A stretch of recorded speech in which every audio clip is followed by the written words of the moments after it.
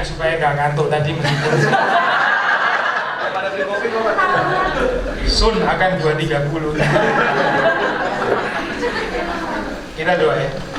Tuhan berkati untuk sesi ini seperti Tuhan juga memberkati sesi sebelumnya. Pimpinlah supaya Engkau mau kami semua bisa mencerna, hayati dan juga akhirnya mengaplikasikan dalam kehidupan kami baik secara pribadi maupun sebagai umat jemaat yang percaya kepada Tuhan. Kau memberkati siapa, memberkati hamba-Mu, memberkati materi yang dipersiapkan Tuhan yang menerjemahkan dan di dalam kebutuhan kami. Demi Yesus Kristus kami berdoa. Amin. Ya, ambil beberapa insight dari para teolog ya, saya orang ini sama sekali nggak sistematis karena saya ambil sebetulnya banyak sekali tentu saja bisa dipelajari. Tapi kita membatasi beberapa poin eksemplaris, gitu lah saya eksemplaris. Since kita gereja reform ya, ada Johannes Calvin.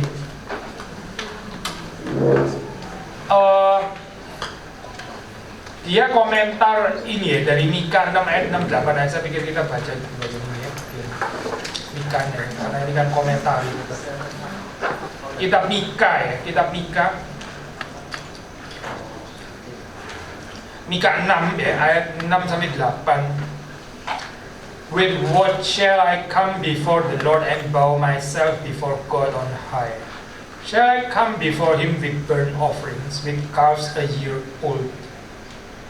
Will the Lord be pleased with thousands of rams, with 10,000s of rivers of oil? Shall I give my firstborn for my transgression, the fruit of my body for the sin of my soul? Lalu ayat 8 yang terkenal itu, He has told you, O man, what is good, and what does the Lord require of you? But to do justice, to love kindness, to walk humbly with your God. 8 ini kan terkenal sekali ya, saya.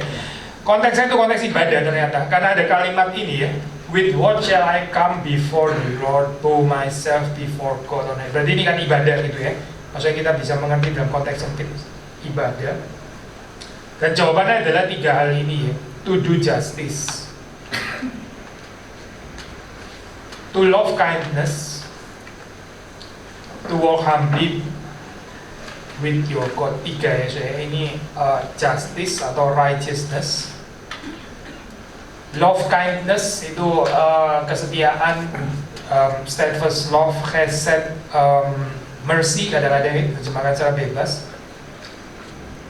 Lalu terus kemudian humility, 3 hal ini. Dari ayat ini aja kita bisa komen kayak tadi ya di sesi pertama gitu. Righteousness itu apa? Love kindness ya, kebaikan dan kerendahan hati. Tapi saya komentarinnya Calvin yang pendek ini ya. The beginning of worshiping God and glorifying Him is to think humbly and modesty of ourselves.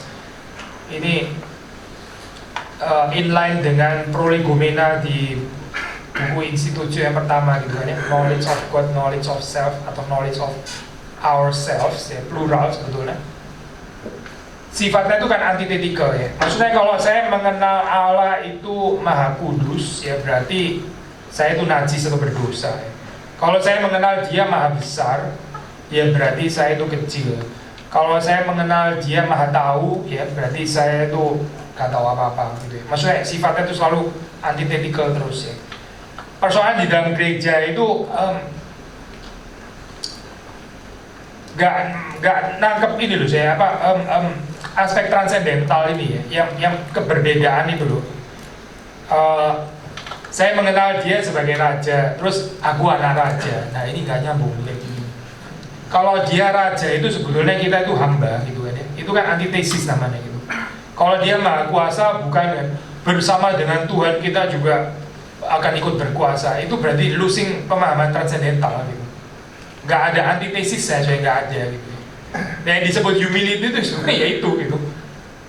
Simply acknowledging keberbedaan kita dengan Tuhan ya. Kalau Tuhan itu berarti kita itu sebaliknya. Of course kita nggak berhenti di situ lah dalam hal ini ya. Tapi di dalam ibadah ada transformasi ya. Kita di dalam Kristus dikuduskan ya. Kebenaran Kristus diperuntukkan bagi kita dan sebagainya. Cuma again kita nggak langsung jam ke sana ya. Tapi masuk di dalam penghayatan transendental itu terlebih dahulu ya. Maksudnya Kalau Tuhan itu maha besar, ya berarti saya ini kecil, dia maha kudus. Kita ini najis. Kalau dia mulia, berarti kita ini hina gitu kan. Nah itu yang disebut dengan self knowledge, ya, self knowledge. Tapi manusia lama itu kan gak suka dengan self knowledge yang seperti ini. Dia itu maunya self knowledge yang tinggi gitu. Ya ini yang menghalangi ibadah sebetulnya gitu. Ibadah itu kalau nggak membawa kepada apa ya, vulnerable self knowledge ya, vulnerable yang memalukan, yang shameful actually ya, yang nggak berdampak apa-apa, nggak ada humility dalam ini. Untuk membuka diri dan perasaan yang berdosa itu kan ada resikonya memang. Seperti kayak waktu tax collector itu berdoa, dia likely, meskipun Alkitab nggak terlalu jelas ya, tapi yang di Lukas itu likely waktu dia ngomong itu orang Farisinya dengar nggak kira-kira? Ya mungkin dengar juga gitu. Kan nggak ada catatan dia suruh orang Farisinya keluar dulu gitu ya, keluar dulu, saya mau mengaku dosa di depan Tuhan, malu soalnya. Kayak nggak ada di catatan kayak gitu. Maksudnya kalau kita pikir sederhana, dia kayaknya ngomong, orang zaman dulu itu ngomongnya bukan di dalam hati ya, tapi ngomong keluar gitu. Likely ya dengar sih itu orang Farisi. So to be a vulnerable ini loh sih, vulnerable community ini bagaimana? Vulnerable church, vulnerable self knowledge ya, dan bukan selalu menghias dengan kalimat-kalimat yang apa ya, membuat image kita selalu baik, tinggi dan seterusnya. Again, the beginning of worshiping God and glorifying Him is to think humbly and modestly of ourselves. Humbly and modestly. Nah, di Matius ya, again ini nggak direct berhubungan, tapi kita membaca tulisan-tulisan dari komentari gitu. Kali ini tentang hipokrisi ya, tentang hipokrisi. 15:7, Matthew 15:7.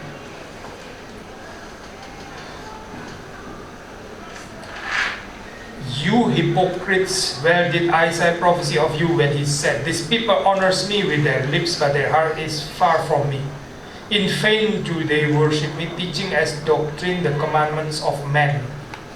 Tadi kita sudah singgungin ya, ada apa itu self-made religion, gitu kan? Self-made religion di sini ada doctrines, the commandments of men. Ya. Lebih banyak peraturan manusia ya, daripada perintah Tuhan.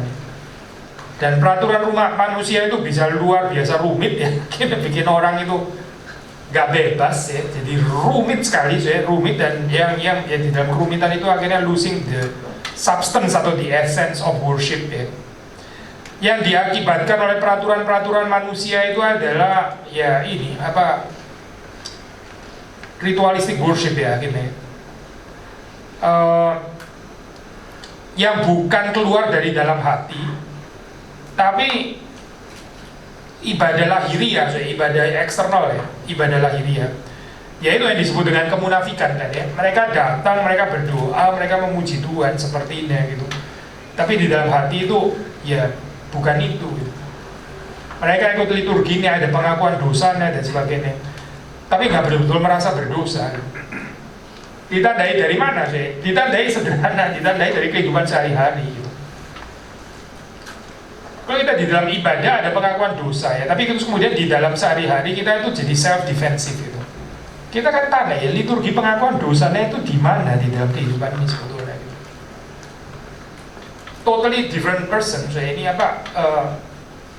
Liturgi kehidupannya itu self-defense gitu.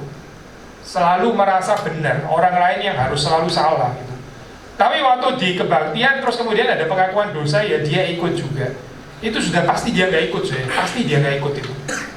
Karena ya skizofrenik gitu, maksudnya di dalam kehidupannya nggak pernah ada, mana bisa ada gitu. Saya kalau nggak pernah latihan piano terus tiba-tiba konser gitu, konsernya bagus gitu. Masuk akal nggak itu ya? Orang yang nggak pernah belajar terus tiba-tiba ujian A-level semuanya straight A gitu. Terus dia nggak pernah belajar, masuk akal dah itu kayak gitu sih. Kan nggak masuk akal gitu. Terus di dalam ibadah itu jadi masuk akal, ya pasti nggak masuk akal juga. Orang di dalam kehidupan dia nggak tertarik untuk merenungkan firman Tuhan. Apa nggak bosan sudah dia dengerin khotbah waktu di kebaktian disuruh diem kayak begitu gitu? Khotbahnya bukan 10 menit lagi, saya nggak tahu khotbah di sini berapa menit.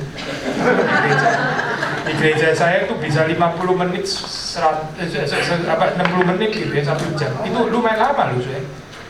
Khotbah di ini kebaktian di Jerman, gereja State Church itu 10 menit saya khotbah. 10 menit.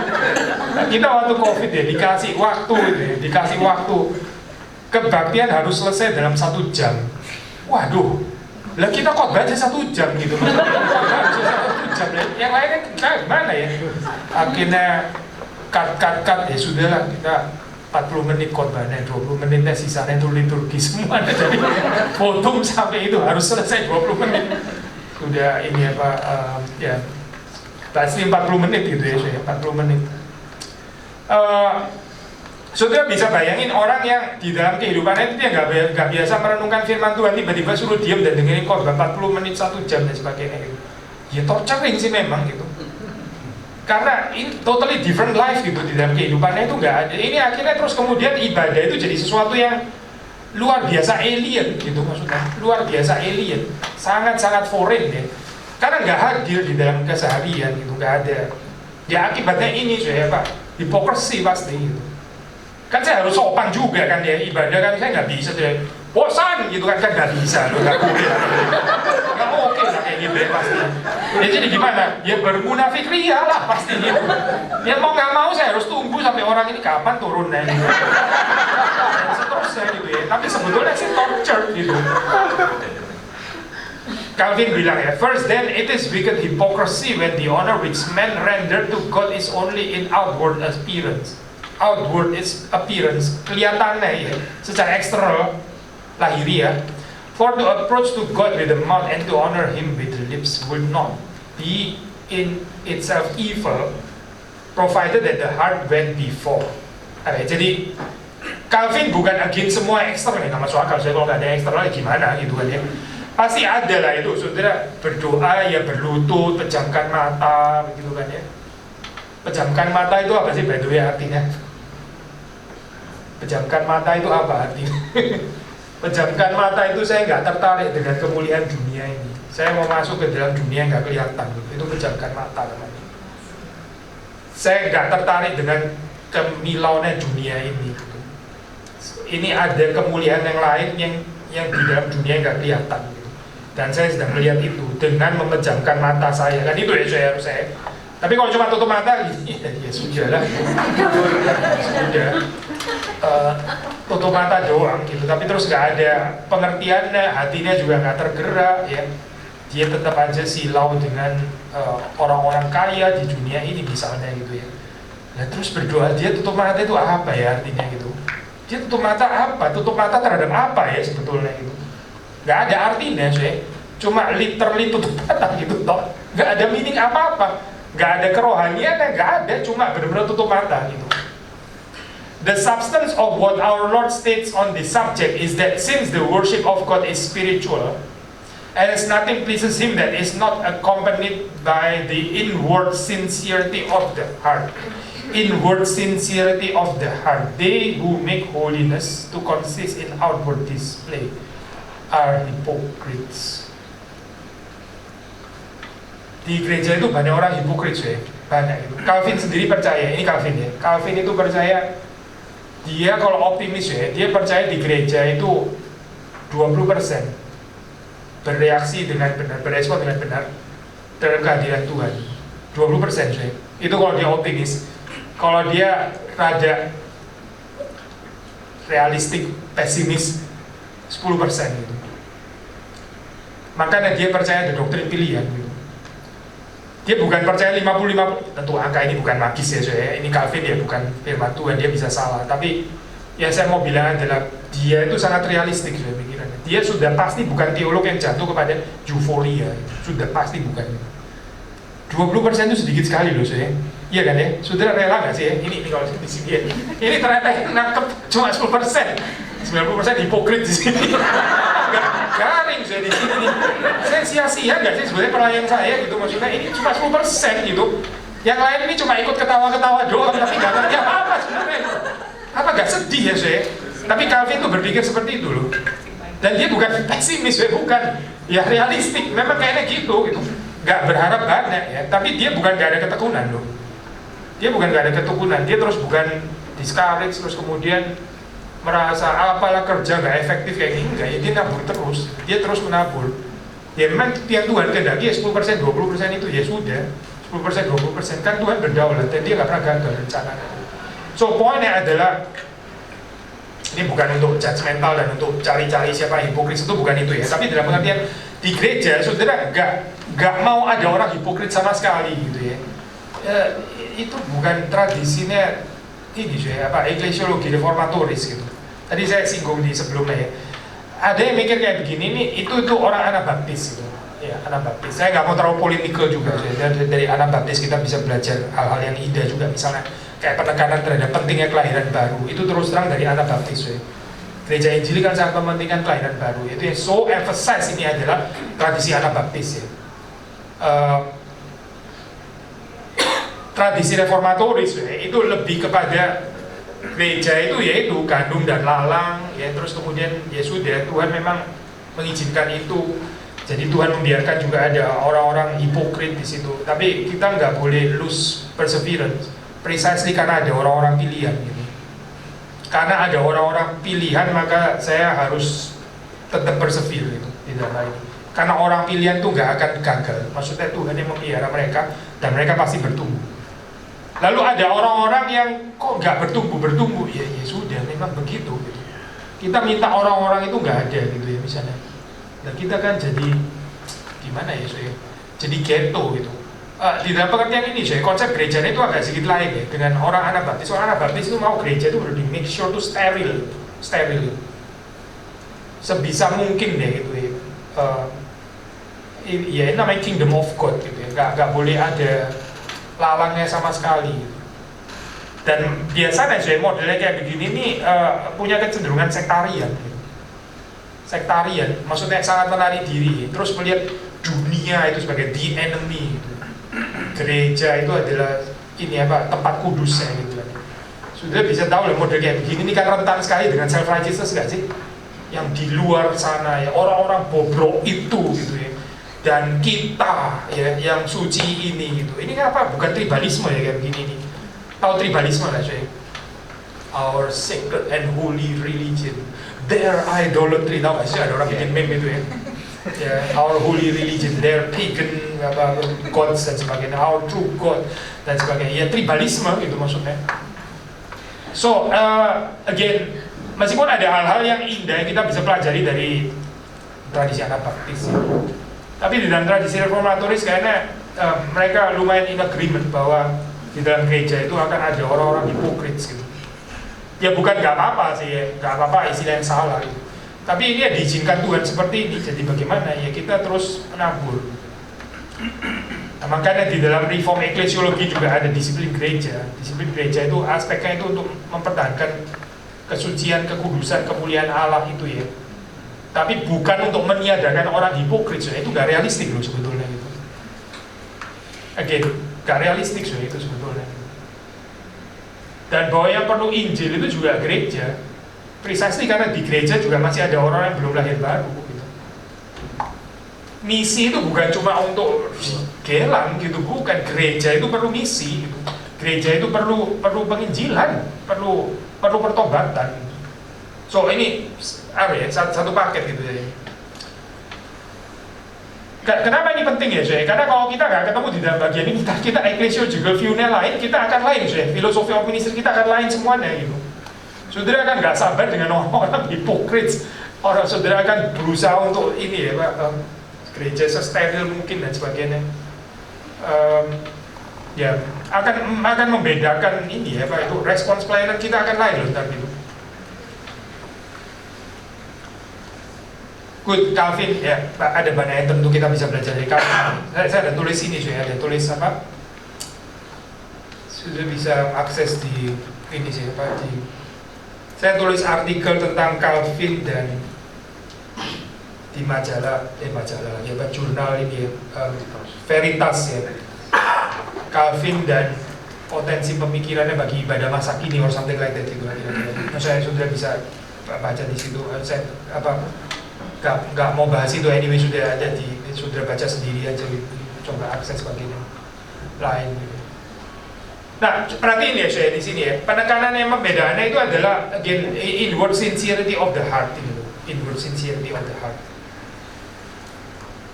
The heart ya saya, bukan cuma the head, tapi the heart.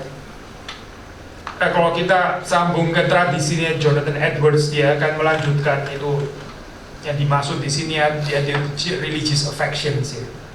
Makanya afeksi itu penting gitu. Kalau Edwards akan bilang itu true religion consists in great part of holy affections. Affections itu mesti terlibat di dalam kekristenan. Karena kalau enggak ya sudah kita berada di dalam model intelektualis Christianity. Intelektualis Christianity itu dekat sama liberalisme actually kalau sudah baca sejarah ya. Itu waktu di dalam zamannya Jonathan Edwards. Dia kan kebangunan rohani lalu dituduh Chauncey salah satu musuh ya, yang terus menyerang teologinya Jonathan Edwards. Dia berusaha untuk mempertahankan model rational Christianity. Dia menuduh Jonathan Edwards itu emosionalisme ya. Tapi yang ada sebetulnya kan dia ya sedang melawan pekerjaan Tuhan. Bahaya loh saya ini. Kadang-kadang ya kita kan tradisi gereja ya, tradisional ya. Kadang-kadang kita bisa punya kecurigaan yang berlebihan terhadap emosi. Lalu kita bilang itu emosionalisme. Padahal mungkin kita yang stoik. Tahu nggak saya stoik itu? Yang dingin gitu maksudnya. Yang semuanya itu dianalisa, diintelektualisasi, everything is rationalistic ya. Nggak ada ketersentuhan. Dia sisi yang lain, of course kita juga mesti berhati-hati dengan mode Christian sentimentalisme ya. Ya kita juga nggak mau ke sana sih. Ditandai dengan tidak adanya pengertian, membabi buta gitu ya. Tapi nggak ada pengertian without understanding. Nggak mau juga kita kayak gitu.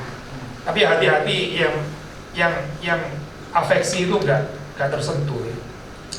Nah, Chauncey ini secara sejarah, dia ini yang akhirnya terus menghasilkan liberal Christianity versi Amerika, itu salah satunya dia. So, waktu ini ya, waktu gereja mulai penekanan itu kepada intelektualitas ya, sudah. Kalau nggak ngerti apa yang saya ngomong, tinggal join medsos saja sebenarnya. Lihat kekristenan yang terus-menerus ada di dalam perdebatan itu. Ya sudah dapatlah modelnya kira-kira kayak gitu. Orang-orang yang ini highly intelektual ya, tapi ya nggak ada belas kasihan, nggak ada gitu.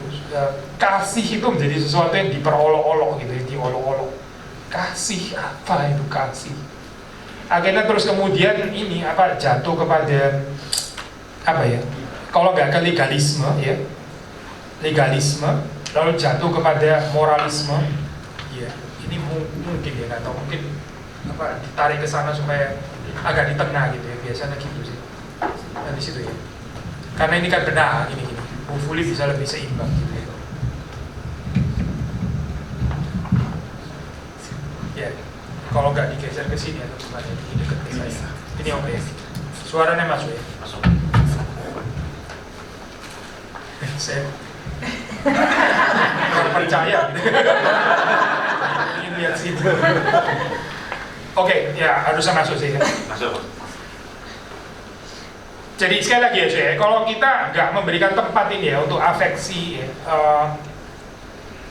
sincerity of the heart tadi ya, itu tadi justification intelektual, rasional dan sebagainya. Itu bisa terjatuh ke legalisme atau ke liberalisme, moralisme dan sebagainya. Jatuhnya ke sana. Heran ya, itu seperti kayak nggak nyambung gitu, tapi itu pave the way ke sana sebetulnya.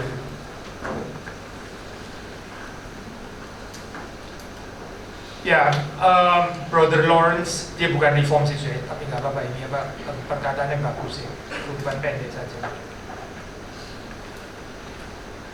Dia bilang to worship God is to admit that we are entirely contrary to Him. Ini biasanya dengan Calvin.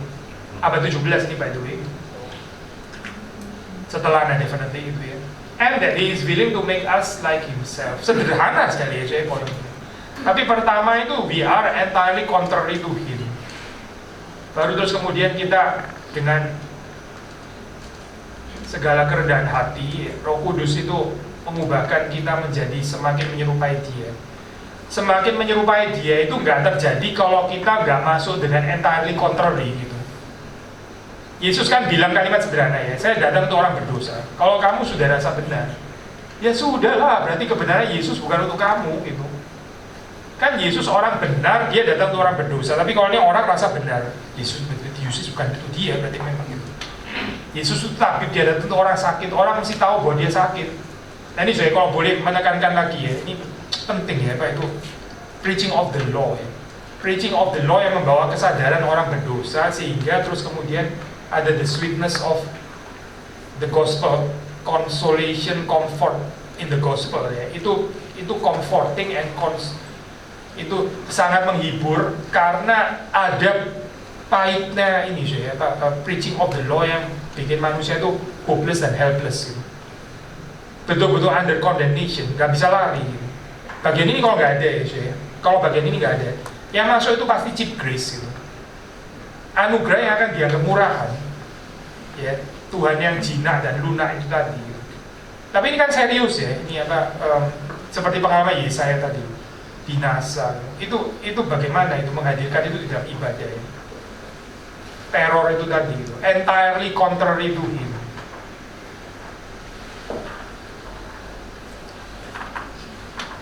Jonathan Edwards tadi saya sudah singgung intra-religious affections ya, itu ya dia membicarakan terutama like love ya. Yang menarik waktu bicara love itu bukan cuma love tapi juga ada hatred, jadi ada holy love, holy hatred ya. Tentu diganti objek kayak gitu. Kalau kita truly love God dan kita harus ada holy hatred terhadap sin ya, holy hatred terhadap dunia ini itu misalnya ya, bukan mengasihi dunia, holy hatred terhadap pekerjaan setan dan seterusnya. Ini enggak, kalau kita bicara true love itu harus ada hatrednya ya. Yang enggak ada hatred itu bukan true love gitu.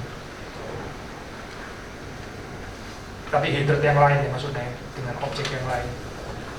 Dan dia bicara joy, dia bicara ini afeksi religius yang ada di dalam kitab suci.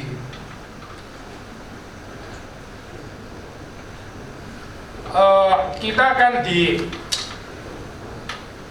pembicaraan terbuka ya saya. Di abad 20 kan ada gerakan Pentecostalism, ada karismatik dan sebagainya. Memang bukan tradisi gereja kita gitu ya. So, bagaimana kita respons terhadap itu gitu? Maksudnya kita dealing dengan itu gimana? Saya coba ngomong yang salah aja ya saya. Saudara nggak akan lebih jadi tradisional dengan terus kemudian menggunting semua yang namanya afeksi dan emosi gitu. Itu very bad response ya saya. Nah kok saya? Bukan berarti karena mereka misalnya emosionalisme terus kita, oh yang benar itu sebenarnya intelektualisme gitu. Ya, sama dong berarti kayak begini. Kita jadi kependulum yang lain dong berarti seperti itu saya. Beware, hati-hati dengan sentimentalisme keagamaan yang keliru itu sih betul gitu ya. Tapi penyelesaiannya tentu saja bukan intelektualisme ya, bukan rationalistic Christianity. Tendensi itu ini sih saya ada gitu, ada. Ini sudah agak lewat ya saya, tapi di gereja saya di GRI belajar mengajarkan kepada jemaat itu aspek mistik di dalam perjamuan kudus ya. Agak susah loh untuk orang reform apparently ya, yang rasionalistik itu gitu. Ya ini sekedar simbol gitu ya, ini bukan tubuh dan darah Kristus, ini cuma roti dan anggur. Ya memang roti dan anggur not to be confused with tubuh dan darah Kristus, itu betul gitu ya. Tapi kalau di dalam perjamuan kudus kita nggak betul-betul makan tubuh dan darah Kristus ya, itu namanya bukan perjamuan kudus gitu. Simbol itu kan menunjuk kepada yang disimbol gitu kan, bener gak sih? Kalau ada tanda itu kan menunjuk kepada yang ditandakan.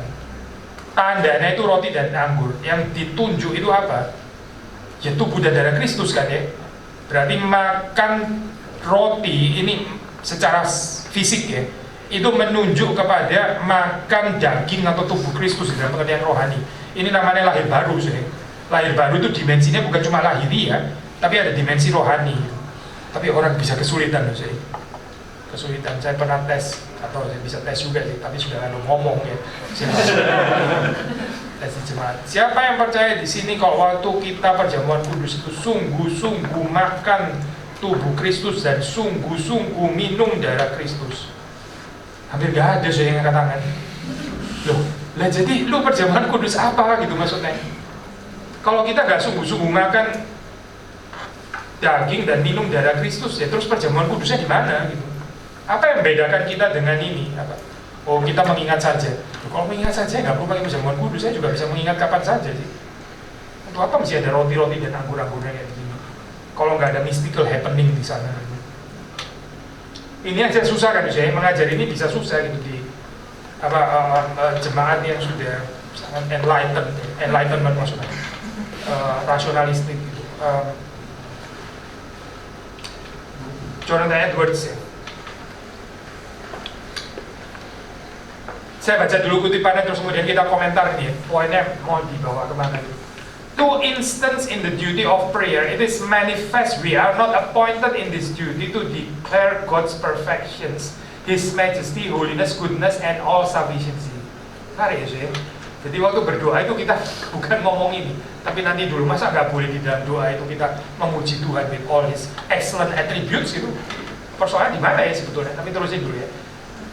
And our own meanness, emptiness, dependence, and unworthiness, and our wants and desire, to inform God of these things, or to incline His heart and prevail with Him to be willing to show us mercy. But, berarti itu semua yang sebelum but ini ya, itu dipersalahkan oleh Jonathan Edwards. But, suitably to affect our own hearts with the things we express, and so to prepare us to receive the blessings we ask. Rada kontroversial sih kalimat ini ya.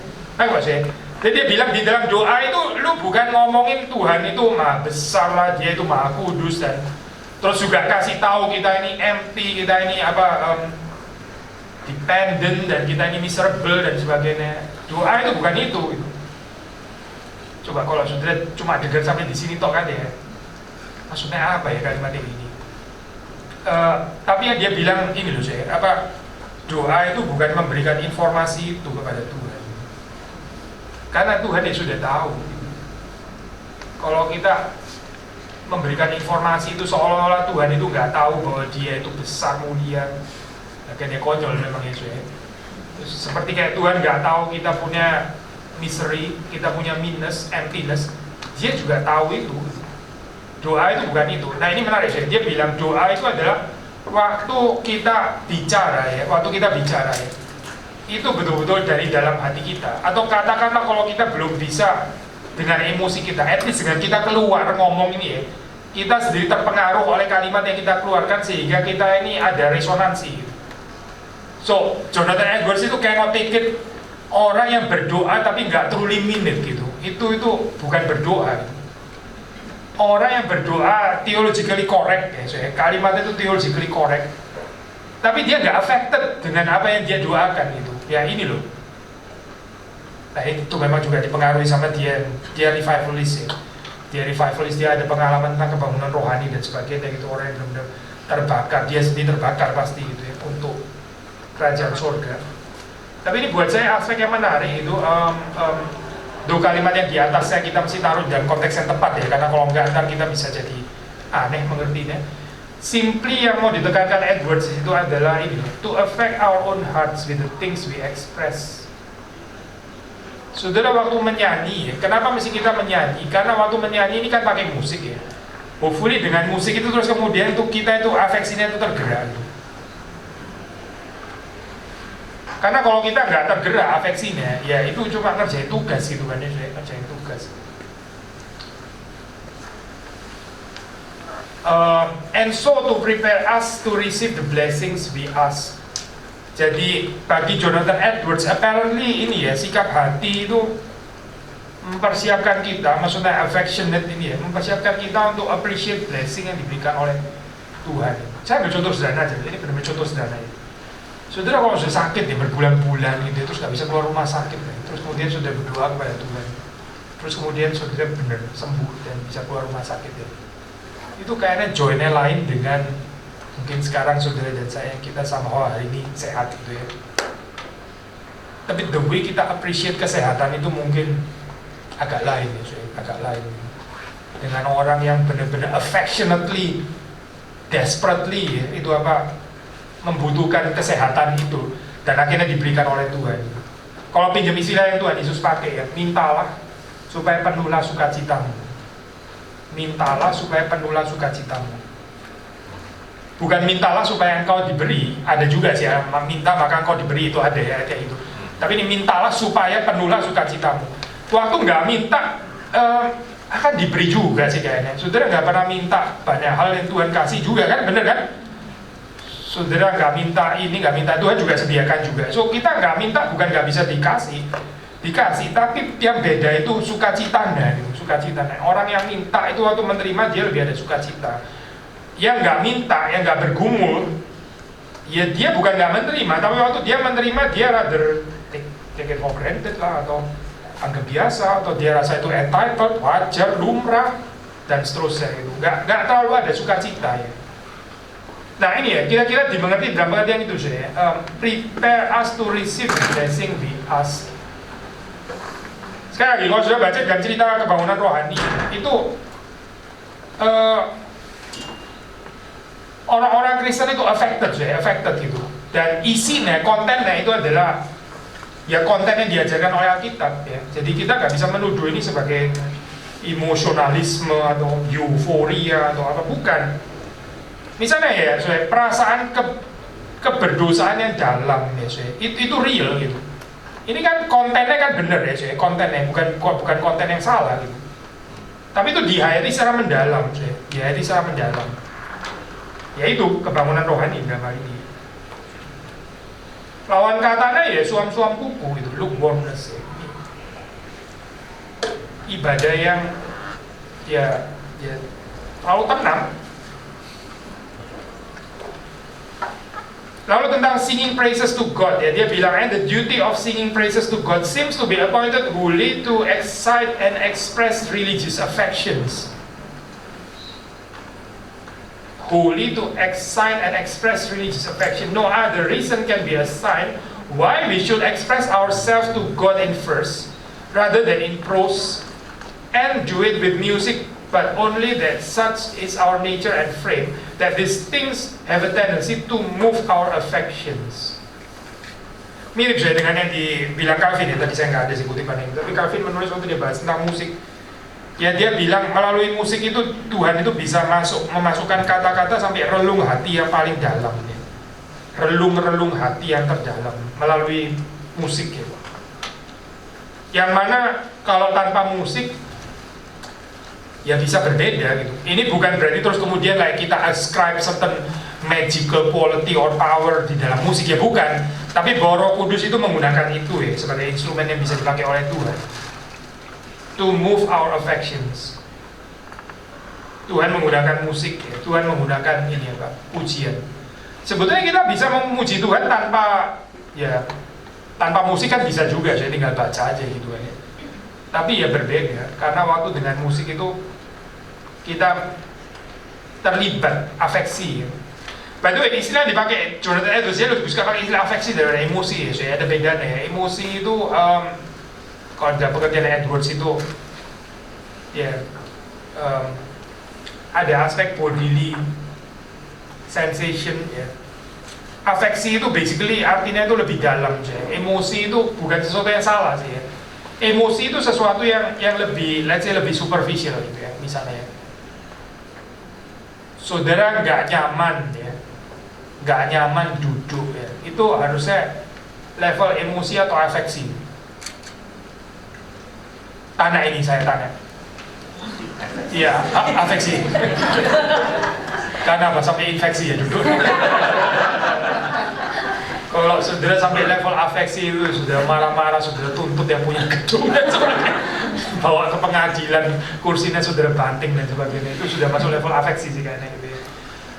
Level emosi yang normal ya. Saudara suka makanan yang cocok selera dengan saudara, bumbunya pas, itu level emosi gitu. Setelah itu dalam 20 menit ya kita sudah lupa kira-kira gitu. Masa orang jadi nggak bisa tidur terkena enak sekali ya. Biasa itu sampai ke bawah 7 hari gitu ya, agak sakit jiwa kayaknya gitu. Ini terjadi di dalam level emosi ya. Tuhan menciptakan kita level emosi ya. Kalau semuanya afeksi kita bisa gila juga sih. Saudara lihat sesuatu yang jijik gitu ya, tapi saudara ke bawah-bawah terus kan jadi susah ya kita ya gitu. Tuhan menciptakan buat level emosi dan afeksi gitu. Tapi yang dimau di dalam ibadah itu sebetulnya masuk sampai kepada level afeksi gitu. Karena kalau nggak masuk ke sana itu superficial ya, gampang sekali dilupakan gitu. Makanya ya banyak ibadah itu kayak nggak mengubah manusia ya. Kenapa ya? Ya pertama tadi kita bilang mungkin stoik gitu ya, highly rasional ya bisa sih kayak gitu ya. Sekedar memberikan wawasan gitu ya.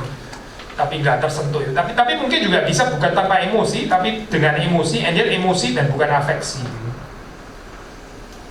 Emosi itu saudara merasa nyaman di dalam ibadah, saudara merasa seperti kayak bisa terlepas bebannya. Tapi heran ya, setelah selesai ibadah bebannya kayak balik lagi gitu ya. Bebannya kayak dibawa pulang lagi ya. Ya karena apa sih? Ya karena nggak masuk sampai kepada afeksi. Ya. Di dalam perjamuan kudus orang bisa sampai nangis-nangis gitu ya. Wah, seperti kayak tersentuh sekali gitu. Lalu terus kemudian di tempat parkir teriak-teriak karena dia dipotong gitu maksudnya. Ini hubungannya apa ya sampai nangis-nangis tadi gitu ya. Kok ada Dr. Jekyll and Mr. Hyde gini gitu maksudnya. Yang satu monster, yang satu orang beradab gitu ya. Kok jadi gini ya? Yang tadi itu apa gitu? Ini belum 20 menit loh kebaktiannya. Belum 20 menit selesainya gitu. Terus kita mau berharap sampai bisa lasting for 1 week. Ya mimpi kan sudah. Apa persoalannya sudah? Ya cuma di dalam level emosi gitu. Cuma di dalam level emosi. Bukan masuk sampai kepada level afeksi. Untuk menjadi masuk kepada level afeksi itu kita mesti ada waktu sudah, mesti ada waktu. Kalau kita di dalam ini tradisi hidup yang semuanya serba mau instan cepet lah dan seterusnya gitu, nggak bisa itu, nggak bisa kayak begitu, saya nggak mungkin dapat ya. Perlu ada waktu, ibadahnya sendiri itu perlu ada waktu.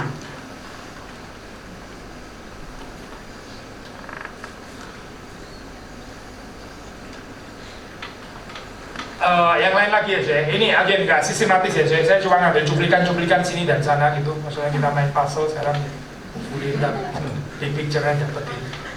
Saya certain ya, masih berurusan dengan idols dan ini penting ya saya, penting. When man ceases to worship God, it does not worship nothing but worships everything. Waktu objek worship yang benar itu vakum ya, dia bukan jadi vakum saya, bukan itu berhala-berhala itu ngantri actually gitu. Dia ngantri. To be human is to worship. Gak ada orang yang gak worshiping, itu gak ada, saya betul-betul gak ada. Gak mungkin dia gak worshiping. Dia bisa worshiping money, dia bisa worshiping fame, dia bisa worshiping his or her own emotions, perasaan, dia bisa worshiping her own face, dia bisa worshiping self, bisa worshiping macam-macam lah sih, itu yang namanya idols ya. Tapi waktu kita gagal menyembah Allah yang benar, itu langsung di take over oleh segerombolan idols di dalam kehidupan kita. Dan itu ini ya saya, itu sangat mereduksi kehidupan manusia. Maksudnya manusia benar-benar miserable gitu. Ada orang saya hidup itu tergantung penilaiannya orang lain. Aduh kasihan sekali ya.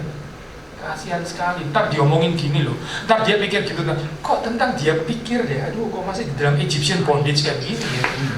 Saya bukan berarti saudara gak peduli omongan orang sama sekali, bukan itu ya, saudara berantakan diomongin, saya gak peduli omongan orang, ya, ini ekstrim yang lain, bukan itu poin saya. Tapi kita tuh ketakutan deh sampai pendapatnya orang lain nih, dan biasanya orang-orang tertentu yang kita idolize gitu, yang penting. Ya terus perkataannya dia itu kayak penting sekali gitu ya. Saya hidup nggak ada freedom of conscience akhirnya. Saya jadi harus mendapatkan kesan yang baik ya, daripada orang-orang itu ya. Can happen di tempat saudara kerja ya, can happen di family gitu ya, family, can happen even in the church juga. akhirnya kita nggak ada kebebasan ya sih, karena keep harus considering apa ya orang akan pikir tentang saya, apa ya orang pikir tentang saya, gini terus ya. Ya itu worshipping pendapatnya orang berarti gitu, padahal orang pun pendapatnya kan nggak tentu cocok ya sama kehendak Tuhan. Kenapa kok kita nggak bisa bebas ya daripada itu ya? Kan Injil datang itu memerdekakan, termasuk itu hal-hal kayak gini ya. Jangan pakai istilah abstrak ya, membebaskan kita dari dosa. Ya tahu membebaskan dosa apa gitu ya. Ravenhill bilang, lu bebas dari dosa. Dosa apa coba? Dosa apa nih? Dibebaskan dari bondage apa? Yang real itu apa? Bener nggak Injil itu memerdekakan? Ya, so Chesterton mengingatkan kita kalau kita beribadah kepada Tuhan, ya kita akan semakin menikmati kebebasan, terus kita akan semakin berpisah dengan ini apa bondage, ideologi dunia, apapun ya, dari bentuk yang paling sophisticated ya, terartikulasikan dengan baik, sampai ajaran-ajaran populer yang sebetulnya kalau diselidiki juga bukan Injil, nggak kompatibel dengan Injil.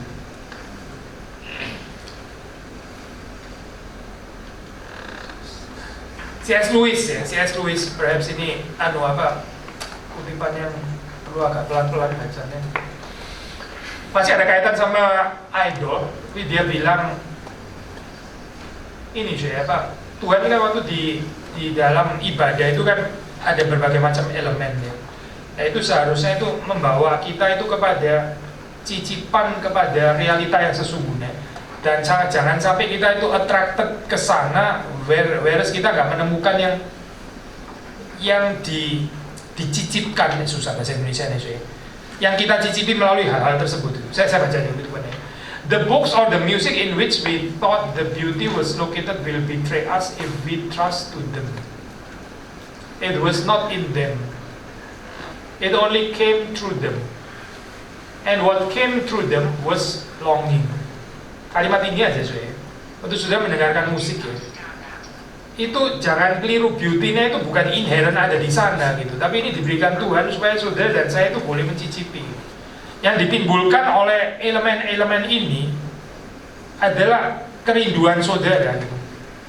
Jangan terus kemudian dengan itu kita jadi berhenti di sana dan puas dengan hal-hal tersebut itu. Tapi justru melalui hal-hal tersebut itu kerinduan kita, longing kita itu makin diperkuat ya. Masih bisa ngikutin nggak saya di sini? Appetizer. Ya, appetizer, betul, appetizer. Foto orang yang saudara cintai. Ini kan seharusnya menimbulkan longing, bukan membawa saudara terus jadi memberhalakan itu kan ya. Aneh sekali itu. Kalau saudara lihat menu di restoran terus tiba-tiba saudara kenyang gitu. Aneh maksudnya. Baru lihat fotonya ya, mungkin lu kenyang kalian harganya ya. Jadi kenyang, mahal soalnya. Ya itu lain lagi urusannya itu. Tapi kan bukan itu ya harusnya. These things, the beauty, the memory of our own past are good images of what we really desire. What we really desire. But if they are mistaken for the thing itself, ya. Itu loh saya di dalam zaman reformasi ya memang saya kalau di dalam tradisi ini saya tradisi reformasi Swiss khususnya kan ya, itu kan dihancurkan semua ya Zwingli dan sebagainya. Sebetulnya kita tahu ya kalau pikir dengan kepala dingin, ya patung yang nggak harus membawa orang kepada penyembahan gitu kan, nggak harus kan ya. Gambar Yesus ya juga nggak harus membawa kepada penyembahan, nggak harus ya. Tapi memang bisa gitu, memang bisa. So kalau kita melihat gambar terus kita jadi bergantungnya kepada itu gitu. Ntar kalau saudara nggak bawa gambar Yesus merasa perjalanan kurang safe, ya ini dia gitu, ini dia mulai jadi berhala gitu kan. Kita terus jadi mereduksi Tuhan jadi ikon-ikon itu atau apa gitu, atau patung-patung itu dan sebagainya. So itu namanya mistaken for the thing itself ya. Padahal ini adalah penunjuk ke sana, tapi di mistaken for the thing itself. Kita mau yang lebih secure yang kita pegang, yaitu berhala namanya. They turn into dumb idols. Sudah perhatikan ya, waktu kita ngomong they turn into dumb idols, ini bukan cuma ngomongin ikon tadi loh saya, atau lukisan atau patung atau apa ya. Ini bisa literally anything saya, literally anything. For perhaps ya, termasuk our worship style ya, bisa turns into dumb idols, termasuk mungkin ya apa ya, arsitektur gereja, desainnya atau jenis musiknya atau apa, mistaken for the thing itself ya. Akhirnya kita harus seperti ini ya, kalau nggak kayak begini ya, saya nggak bisa beribadah di sana. Ya itu jadi idols langsung, memutlakan sesuatu yang seharusnya itu nggak mutlak, contingent, menunjuk kepada yang lain, tapi mistaken into the thing itself. Perjamuan kudus tadi ya, roti dan anggurnya ya, wah dibawa pulang sampai ditaruh di bagian borok mana dan sebagainya. Ini ya. Ini mistaken for the thing itself ya. Padahal ini kan penunjuk sebetulnya, penunjuk tubuh dan darah Kristus, tapi mistaken for the thing itself ya. Akhirnya jadi highly magis kayak begini nih, apa perjamuan kudus, anything. They turn into dumb idols, breaking the hearts of their worshippers, menghancurkan hati para penyembahnya ya. Hancur ya saya hatinya, karena idols itu selalu menghancurkan, bukan membangun. Kristus itu membangun, idols itu menghancurkan, memperbudak ya. For they are not the thing itself, they are only the scent of a flower. Bahasanya C.S. Lewis ini ya, imajinasi. The scent of a flower gitu. Ini baunya bau bunga. The scent of a flower we have not found ya. Flower eskatologis, heavenly flower. The echo of the tune we have not heard. Echo ya, echo. Ibadah ini seperti echo. The tune, real tune-nya itu di sorga gitu. Ini semuanya echo, ini cicipan-cicipan, a foretaste. News, kabar from a country we have never yet visited. Ini nggak bisa lebih bagus lagi ya saya, ini Pak, kalimatnya ya. Nah ini loh saya, ini kan apa ya saya, ini I call it paradox gitu ya. Satu sisi kita serius dengan ibadah yang Tuhan percayakan, kita mau menggarap sebaik mungkin yang kita bisa gitu ya. Tapi ini tetap nggak boleh jadi idol gitu. Ini saya cuma menyediakan foretaste gitu ya, cicipan untuk yang akan datang gitu, yang belum sempurna ya. Jadi yang dibangunkan terus-menerus di sini ini adalah holy desire and longing itu tadi gitu, yang nggak akan pernah puas sampai kita kembali kepada Tuhan. Nah ini berarti ibadah yang benar gitu. Tapi ibadah yang membawa saudara-saudara konten itu tadi ya, konten tidak pengertian yang keliru ya, tapi nggak membawa orang kepada yang lebih penuh lagi ya, yaitu actually ibadah yang gagal sih. Nah, kadang-kadang Tuhan juga bekerja melalui imperfection itu. Nah saya bukan celebrate imperfection di sini ya. Imperfection itu juga dipakai Tuhan untuk menyadarkan bahwa yang kamu dengar di sini ini memang masih echo gitu. Lah kamu mau dengar tune aslinya ya, itu ya belum. Nah kebaca ini ada dialektis, satu sisi kita mempersembahkan yang terbaik yang kita bisa berikan ya. Ada terus-menerus perbaikan gitu, improving the quality dan sebagainya. Betul, harus gitu. Sisi yang lain, ini akan tetap jadi echo, ini tetap akan jadi scent of a flower, nggak akan jadi real flower, nah gitu. Karena memang belum. Soal antara already and not yet ini loh saya, tension already and not yet ini penting gitu, dan kita bergerak di dalamnya sebetulnya.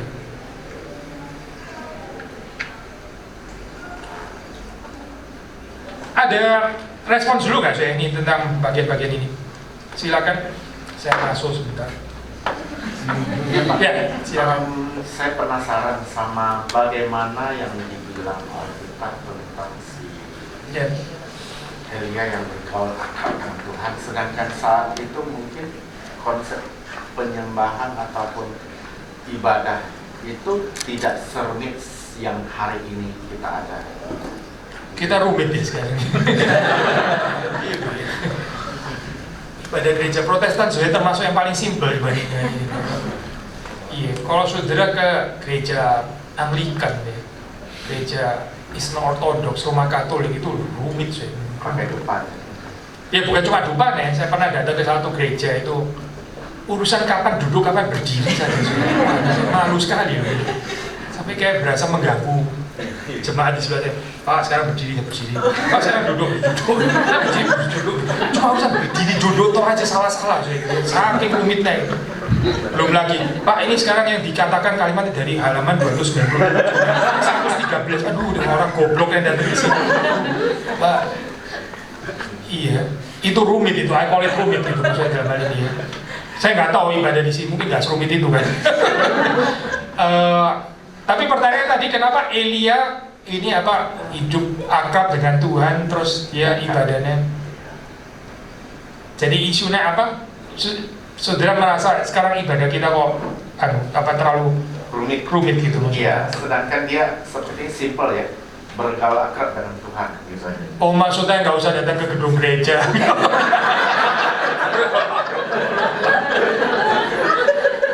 Gimana maksudnya itu? How to define ini kan kita di zaman postmodern ya, itu istilah simple, kita sih setuju simple, tapi how do you define simple? Bukan ya, itu yang bisa lain-lain gitu. Coba boleh jelasin nggak ya, simplicity dalam bayangannya apa ya maksudnya dalam hal ini? Atau tadi rumitnya itu apa ya, yang dianggap terlalu rumit, misalnya boleh nggak kasih contoh itu misalnya? Ya seperti banyaknya liturgi, terus ada sequence-nya diikuti. Saya jawab ini, kalau pertanyaan tentang liturgi gini saya jawabnya itu. Ini kan our God itu kan Allah yang teratur gitu maksudnya ya. Allah yang teratur. Sudah bisa baca itu di dalam surat 1 Korintus ya terutama gitu. Dengan adanya liturgi itu maksudnya kita itu ada persiapan gitu. Maksudnya kita sudah taruh ya, misalnya ada pengakuan dosa, ada pengakuan iman rasulinya, dan sebaiknya pengakuan iman rasul itu di mana sebelum atau sesudah khotbah, pengakuan dosanya di mana. Kalau kita mau menyanyi 4 lagu pertamanya apa gitu, do we start with adoration atau kita start with kesaksian atau apa, itu dipikirkan sebelumnya gitu. Saya melihatnya bagian ini adalah pertanggungjawaban kita mempersembahkan yang terbaik kepada Tuhan gitu. Cuma kalau tradisi dari let's say, saya dulu waktu kecil di Pentakosta, saya lumayan tahu lah ini apa. Tuhan itu bebas gitu kan ya. Tuhan itu bebas. Tuhan jangan dikurung oleh liturgis gitu. Saya jawab justru Tuhan itu bebas, dia saking bebasnya dia bisa pakai liturgi.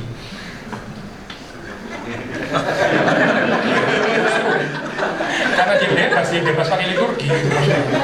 Kalau Tuhanmu baru bebas kalau nggak ada liturginya, karena kurang bebas. Tuhanku itu bebas, saking bebasnya sampai dia itu rela menjadi manusia, itu bebas. Karena dia bebas, justru bebas menjadi manusia, dia bebas memperhambakan dirinya, itu bebas namanya. So, balik lagi ya. Liturgi itu gini loh saya, kita tuh lihatnya positif aja lah gitu. Maksudnya kita kalau cari semuanya negatif ya, bisa akhirnya dapet terus yang negatif gitu. Mempersiapkan yang terbaik, ada orang yang sudah memikirkan ya, bukan semuanya spontan. Coba saudara kalau misalnya hamba Tuhan, saudara, saya sampai sekarang nggak tahu loh saudara mau khotbah apa. Jadi persiapan saya tunggu Tuhan mau bicara apa. Kok nggak ngomong ya sekarang? Mati ya gini. Ya, boleh lah persiapan gitu maksudnya. Dan persiapan khotbah itu bukan rumit ya, maksudnya itu tanggung jawab namanya, itu bukan rumit loh. Kita nggak bisa bilang kok rumit sekali ya jadi pendeta ya. Persiapan dan sebagainya, baik komentari lagi gitu. Nggak bisa kan semuanya spontan kayak begitu ngikutin pimpinan aku. Enggak, bukan kesana gitu tafsirannya, tapi justru karena saya menghormati Tuhan, saya persiapan khotbah baik-baik, saya baca komentari, saya berusaha mengetahui pergumulan jemaat apa, dan itu bukan rumit, itu tanggung jawab menurut saya gitu. Dan saya percaya Elia juga bertanggung jawab seperti ini loh kehidupannya. Maksudnya dia bukan nggak ada bukan nggak ada persiapan itu. Kalau sudah ngomong ini ya ibadah di sinagog dan sebagainya itu ada liturginya gitu. Ada liturginya, kita bisa pelajari, bukan model spontan yang nggak tahu apa gitu ini Pak, susunannya gitu. So harusnya itu nggak mengganggu kita gitu, tapi yang bisa mengganggu ini ya, saya coba nebak gitu. Liturgi bisa membawa kita kepada ibadah yang ritualistik gitu, ya itu yang terus kemudian lahiriah gitu ya. Nah itu yang salah bukan ini dong, bukan urutan liturginya dong. Yang salah ya hati saya tuh berarti. Ini liturginya lagi masuk pengakuan dosa, tapi saya nggak betul-betul mengaku dosa. Saya nggak betul-betul merasa berdosa di hadapan Tuhan. Loh kok jadi liturginya yang salah ya? Kok bisa ini yang salah? Yang ini dong, hati saya nggak affected, ini dong yang persoalan sebetulnya gitu. Ya itu yang mesti diperbarui, dan itu perlu Roh Kudus. Roh Kudus yang hadir membawa saya kepada kesadaran itu gitu. Ya, liturginya ya alat bantu. Again, kita nggak memberhalakan seperti dibilang tadi gitu ya. Ini apa? C.S. Lewis ya. Elemennya itu dipakai Tuhan untuk membawa kita kepada yang realita yang ditunjuk itu kan ya. Melihat seperti itu. Ya, menjawab nggak kira-kira liturgi? Ya. So itu buat saya itu apa? Tidak hanya liturgos ya. Liturgos itu penting sekali, sangat-sangat penting. Hamba Tuhan kan naik waktu khotbah itu ya, hamba Tuhan dia naik, dia seperti fungsi profetik gitu ya, ini dia mewakili Tuhan. Liturgos itu kan seperti imam ya, dia itu mewakili jemaat menghadap Tuhan ya.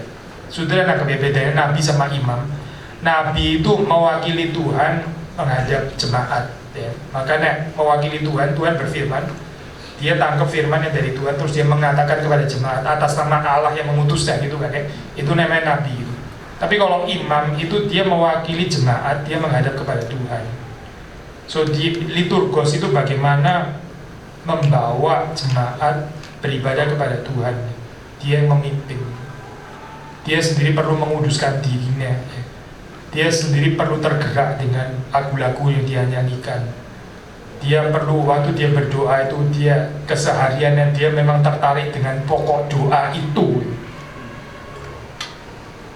Jangan di dalam sehari dia nggak terlalu tertarik berdoa, sekali pimpin doanya panjang banget saya, panjang banget, dan torturing, benar-benar torturing.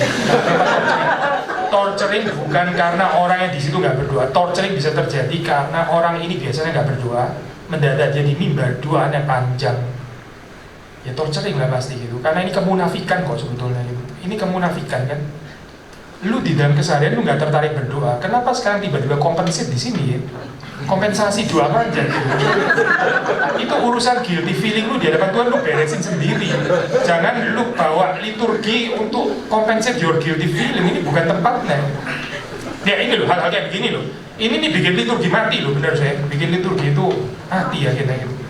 Terus dia sendiri nggak tergerak, terus jemaat juga susah tergerak ya dalam hal ini. Jadi saya bukan berarti terus kemudian jadi semuanya tergantung pada, ya bukan juga, semuanya tergantung pada Tuhan, tetap sih Tuhan dan anugerahnya. Tapi kan ini fungsi liturgi ini penting. Dia apa ini memimpin ibadah itu kemana?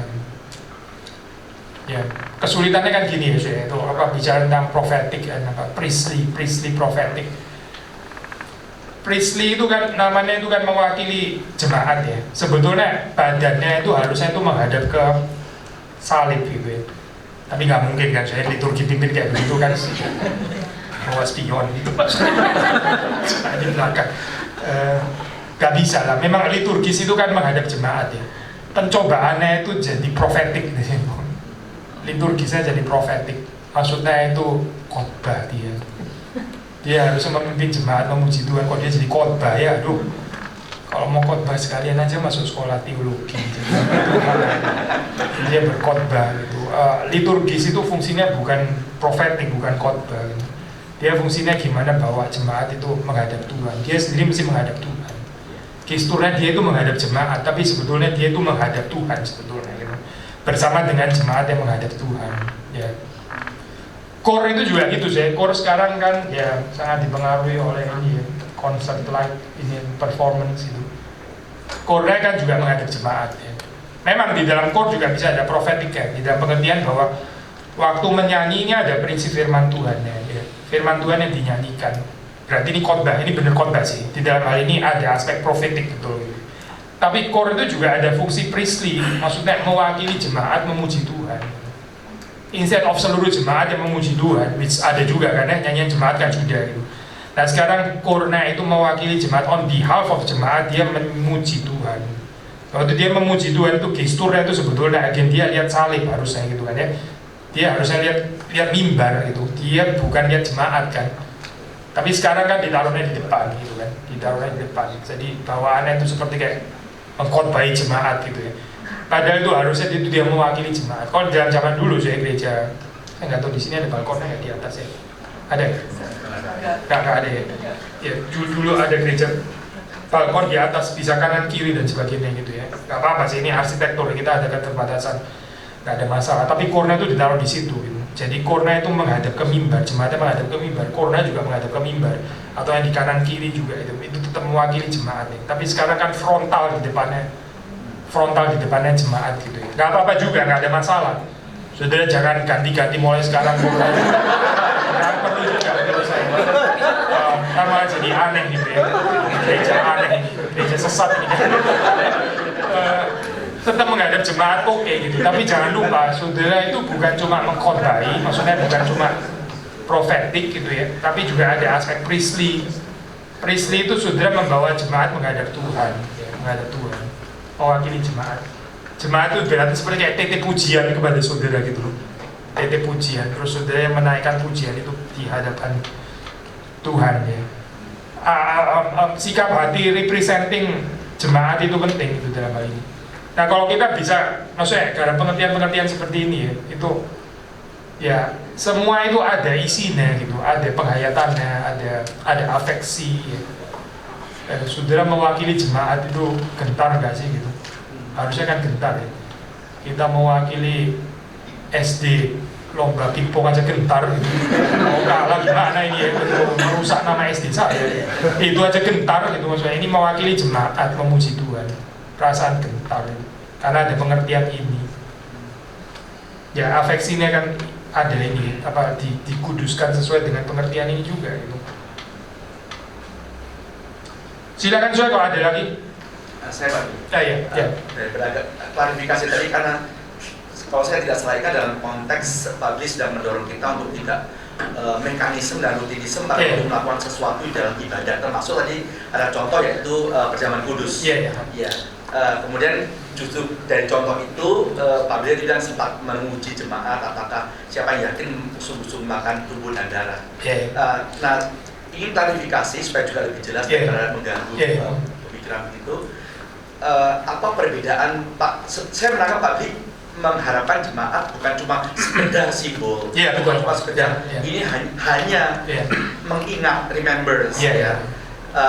Tapi apa beda dengan trans dan sub dan cons dalam kaitan dengan ini? Karena juga nggak terlalu jelas yang menyarankan hanya simbol itu apakah Zwingli atau Calvin ambil posisi tengah-tengah. Jadi bagaimana kita tidak meyakini bahwa dia sungguh-sungguh change the substansi, tapi bukan cuma sekedar remembrance. Benar. Memang itu sih jawabannya harusnya. Kita, on the one hand kita bukan percaya transubstansiasi, yang apa itu roti dan anggur itu berubah secara substansi menjadi tubuh dan darah Kristus ya.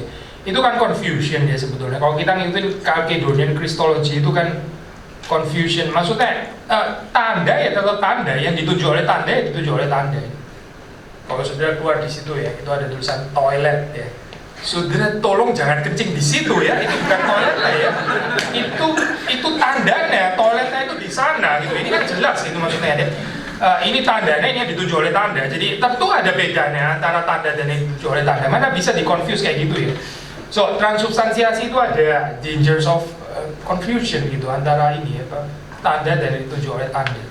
Tapi on the other hand ya, pandangan kayak ya, kalau di dunia scholars ada perdebatan itu sebenarnya bukan Zwingli tapi Zwinglianism. Zwingli kayaknya nggak goblok-goblok gitu deh ya. Gitu maksudnya. Tapi resepsinya Zwingli itu yang masalah gitu maksudnya ya. Terus atas nama Zwingli gitu seolah-olah cuma sekedar mengingat gitu ya, mengingat. Gini sih, pertama ya.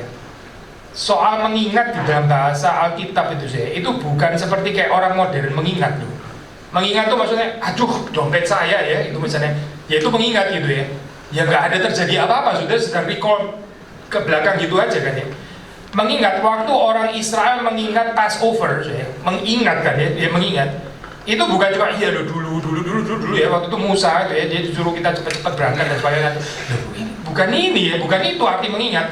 Tapi waktu mereka mengingat, remember itu ada reenactment ya, ada tindakan salvific event, saving event yang Tuhan hadirkan sekali lagi pada saat itu. Itu namanya reenactment namanya ya, agak susah diterjemahin bahasa Indonesia ya.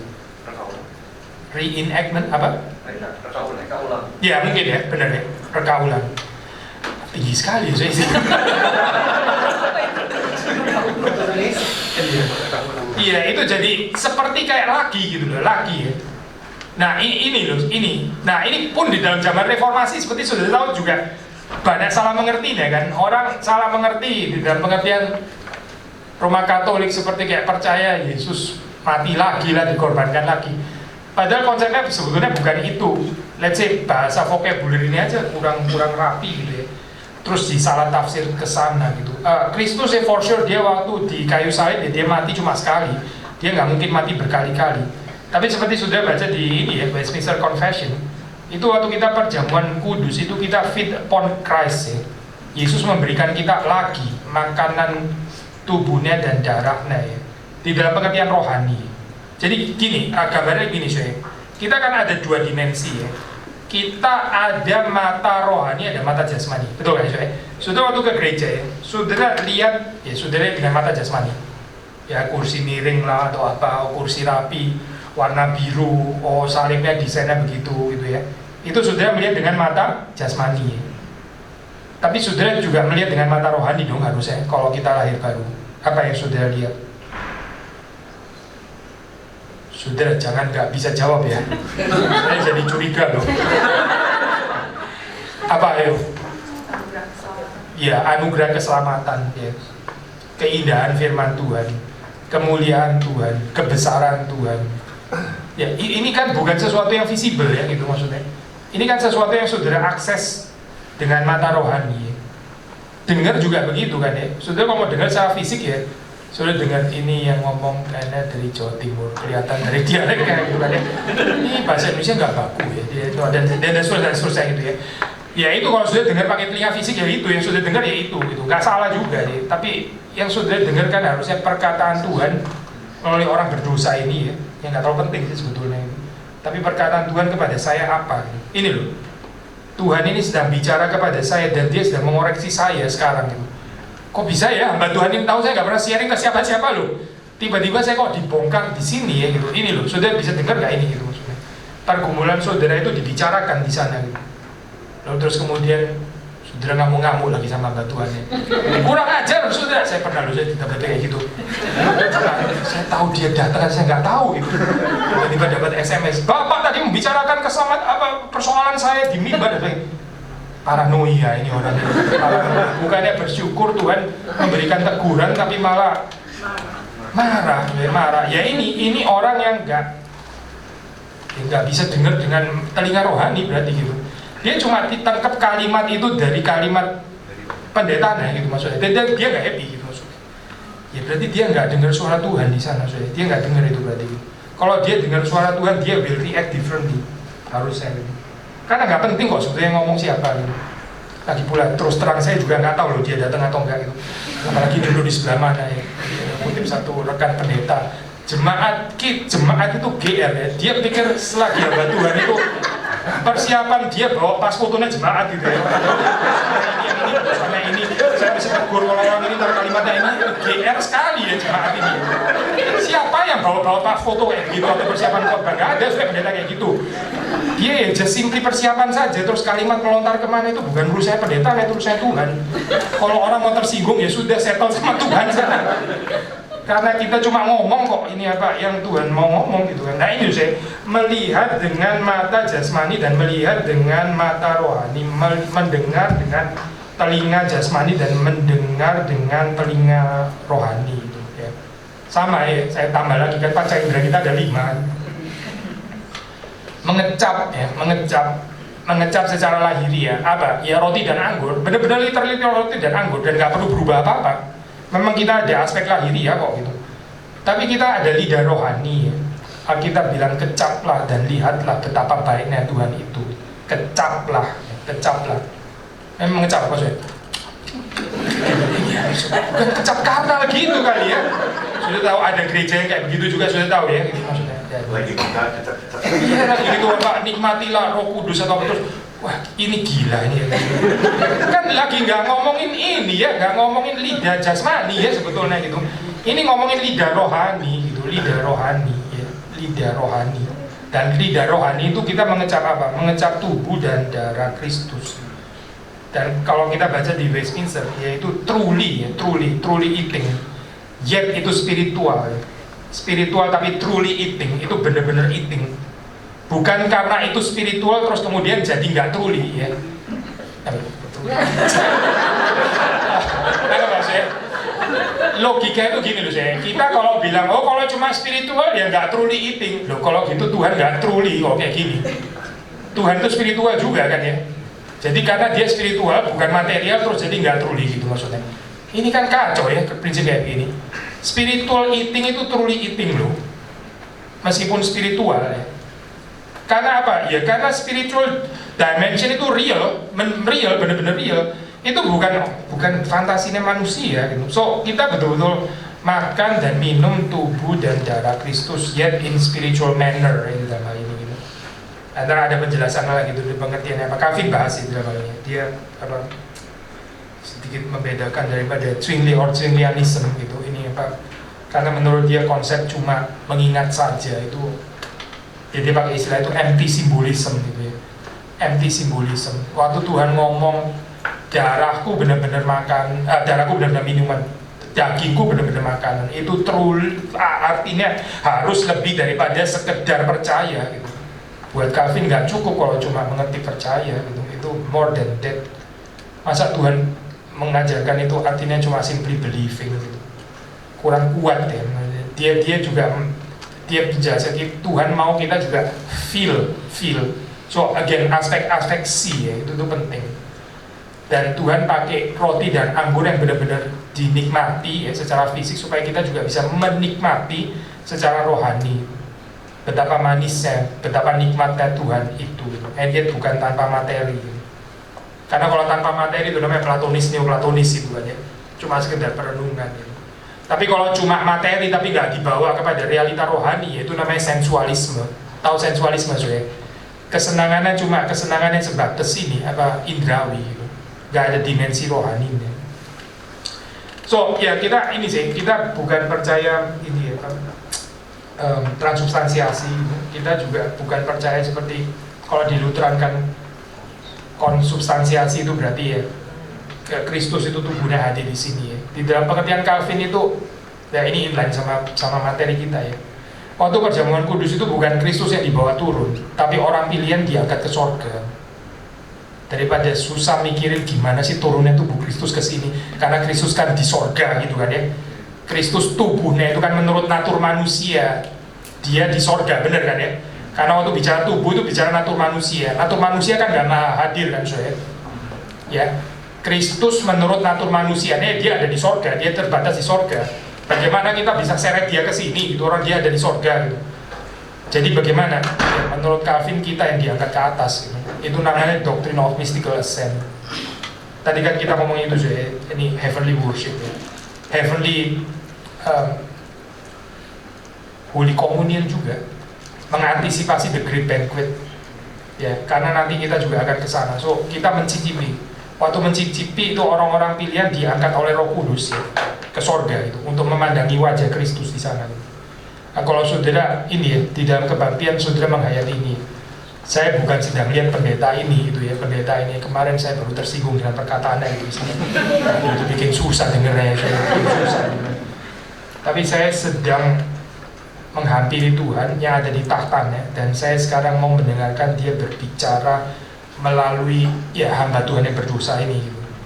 Yang juga perlu pengampunan Tuhan itu saudara bertumbuh ya silakan saya ada tambahan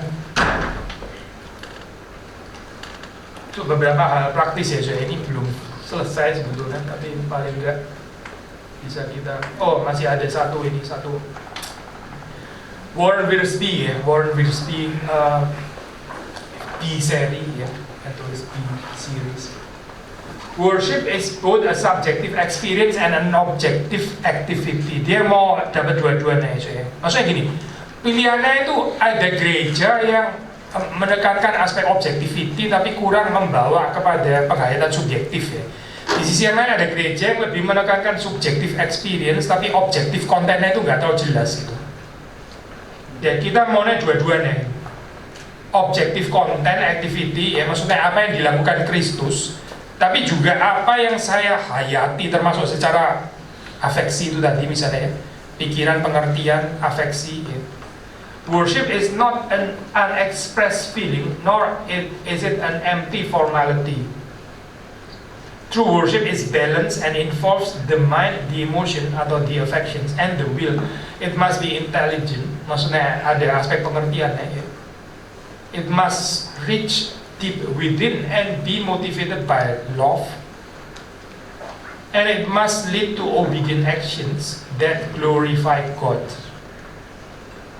Ini ada teori kuno, saya sedikit pinjam dari Cicero, teori retorika ya, retorika docere delectare movere ya. Ini anugerah umum lah saya ini ya, bukan Alkitab, tapi ini indah teori ini gitu ya.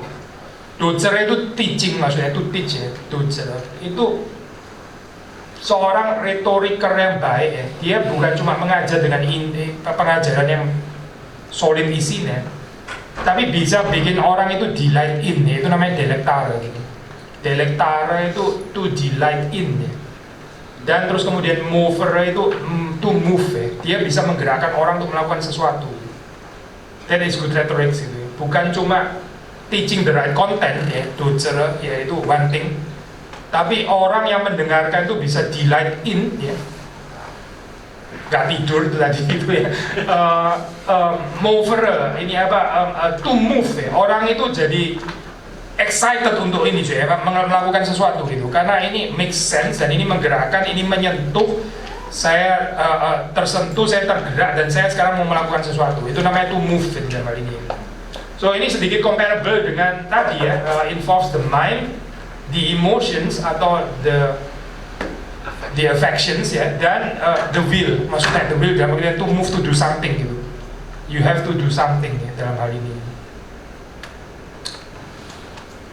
So ya minta kepada Tuhan ya, ini supaya kita jangan cuma jatuh kepada worship as objective activity itu, terus kita kind of gak care ya, orangnya itu tergerak, gak tergerak atau terbakar untuk melakukan sesuatu atau apa, kita gak peduli, pokoknya yang penting saya sudah menyajikan yang benar gitu misalnya ya. Kalau saudara ini ya baca di Injil itu Yesus Kristus waktu dia selesai bicara ya, itu dikatakan orang-orang itu takjub ya, takjub. Yesus certainly a good rhetorician, dia retoriker yang sangat baik ya, tapi bukan mau menonjolkan ilmu retorikanya, tapi karena ada kepenuhan Roh Kudus yang menyertai gitu. Ini loh saya, jadi murid, bukan cuma murid-murid ya, pendengarnya itu takjub ya, takjub. Lalu ditambahkan lagi oleh Matius, tidak seperti pengajar-pengajar mereka. Pengajar-pengajar mereka itu ya bisa mengajar gitu, tapi ya nggak ada kuasanya ya, nggak menggerakkan orang. Abi, Ya. Pak, itu dalam banyak kasus ada urutannya nggak, mind, emotion, dan will. Misalnya emotion ya, kalau orang tidak nangkap, tidak mengerti bagaimana dia bisa tergerak. Contoh misalnya, ada lagu bahasa Inggris, ya bagus sekali, tapi orang nggak bisa bahasa Inggris, susah ya, pasti. Dia kan emosi nggak, ya. Jadi ketika kita beribadah atau begini, kadang-kadang ada intergenerational worship, ada anak-anak ikut, anak-anak mainnya nggak nyampe ke situ. Bagaimana kita mengharap mereka untuk emosinya nyampe ke sana? Itu kan susah untuk pada waktu kita. Apakah terlalu memaksakan sih kalau intergenerasi apa buat seperti apa supaya mainnya, kalau mainnya terlalu kesana katanya yang dewasa merasa terlalu cheap, terlalu rasanya juga emosinya nggak keluar karena lagu-lagu anak-anak gitu. Justru mainnya nangkep, tapi bagi mereka kayaknya bukan makanannya. Ini dua pertanyaan yang besar ya, dua-duanya itu apa?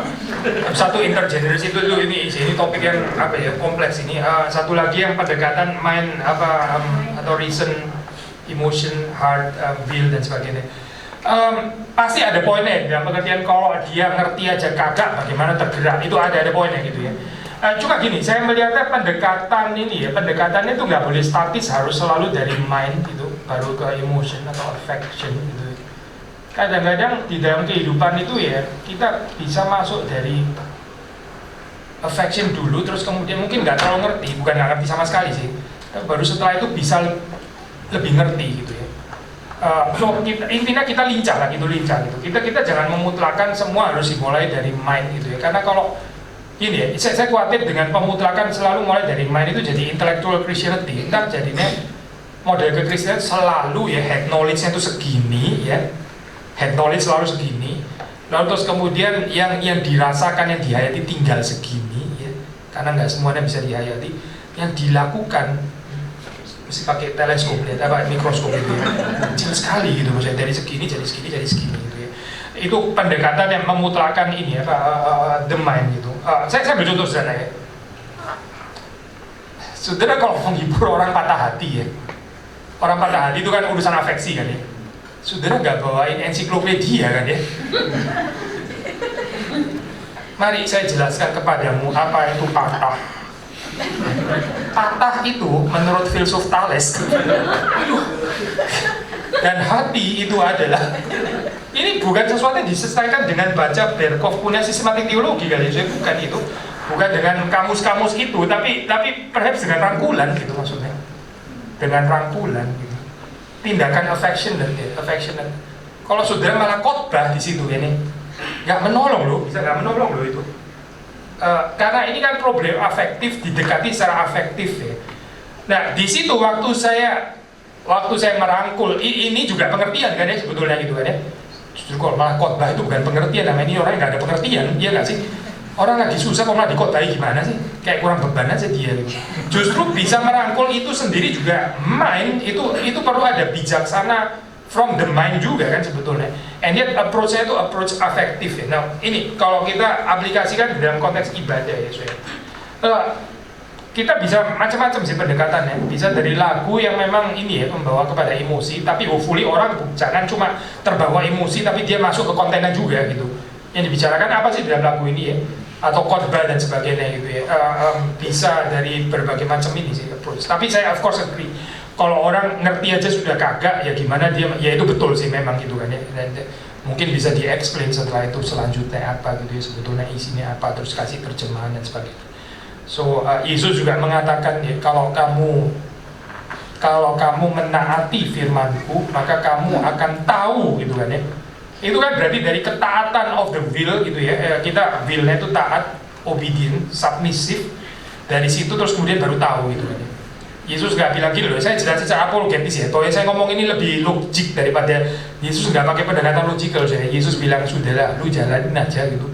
Dari tadi kok argue terus gak selesai gitu ya. Just taat, kenapa sih gitu ya? Taat dan kamu akan ngerti gitu. Maksudnya taat kamu akan ngerti, saya ini dari diri saya sendiri, omongannya itu dari Bapa yang mengutus aku. Tapi lu nggak bisa nggak taat. Kalau kamu nggak mau submission, ya sudah, lu nggak akan ngerti. Dan Yesus nggak bother untuk melakukan penjelasan apa analitis, logis, apa apologetis dan sebagainya. Dia cuma minta kamu taat gitu. Nah ini berarti kan pendekatan itu somehow dari melakukan terus kemudian orang itu jadi bisa lebih tahu gitu kan ya. So di Alkitab itu lebih lincah ya actually daripada pendekatan yang agak berhutang kepada Greek, apa the mind, the heart, and the will gitu ya. Itu Greek gitu. Tentu bisa, itu juga bisa kayak begitu. Tapi actually Alkitab lebih limpah sih daripada itu. Gak melulu harus the head ya dalam hal ini. Saya pikir contoh yang paling jelas misalnya kita bawa anak sekolah minggu, kadang argue di rumah kan pentingnya sekolah minggu apa sampai dia mengerti baru dia akan will. Nah ini saya bisa komentar begini. Argue di rumah ini aja sudah. Argue di rumah itu might not the best approach untuk anak-anak gitu maksudnya. Justru kalau saya argue itu saya memutlakan ini apa the power of the mind yang akan mengatur semuanya gitu. Anak itu mungkin perlu tahu papa saya di rumah itu dia etikanya gimana. Dia partiality nggak terhadap anak gitu, atau yang dipeluk ini anak keempat terus atau ketiga terus atau bagaimana ya sebetulnya. Dia kok ngamuk sama saya brutal ya, tapi kalau ngamuk sama anak ini kok lunak ya. Ini loh, ini bukan argumentasi ini bukan argue, argue berapa pentingnya. Ini pendekatan afektif gitu, maksudnya pendekatan dia mau lihat gitu. Ini efeknya ibadah itu apa? Saya nggak perlu logical explanation di situ. Dia akan ikut saya datang ke Tuhannya papaku itu menarik. Tuhannya papaku itu menarik. Tapi kalau sebaliknya ya, whatever lu mau ngomong lah, argumentasi inilah Tuhan itu ada, bukan nggak ada. Kita jangan orang ateis, bahwa kita jadi orang ini, whatever itu. Lu di rumah kayak begini, terus lu minta saya ini datang ke gereja. Itu kita bergantung kepada ini ya, the power of the mind untuk meyakinkan orang pergi ke gereja. Nggak jalan itu, nggak jalan. Mungkin nggak jalan kayaknya gitu. Kalau anak sampai bisa, kind of make sense. Oke, saya ke gereja dulu. Jarang kali saya anak bisa dianggap gini dia. Ya, saya menyerahkan lah. Logikamu lebih tinggi daripada logika. Oke, karena itu saya datang ke gereja. Agak scary, saudara kayak gini scary buat saya gitu maksudnya. Lu robot atau apa ya? Kok karena bisa ditundukkan secara argumentasi logis baru lu datang ke gereja gitu. Justru ini ya, kesaksian kayak gini menunjukkan berapa terbatasnya pendekatan rasionalistik itu gitu. Berapa terbatasnya pendekatan pengertian only ya dalam hal ini gitu.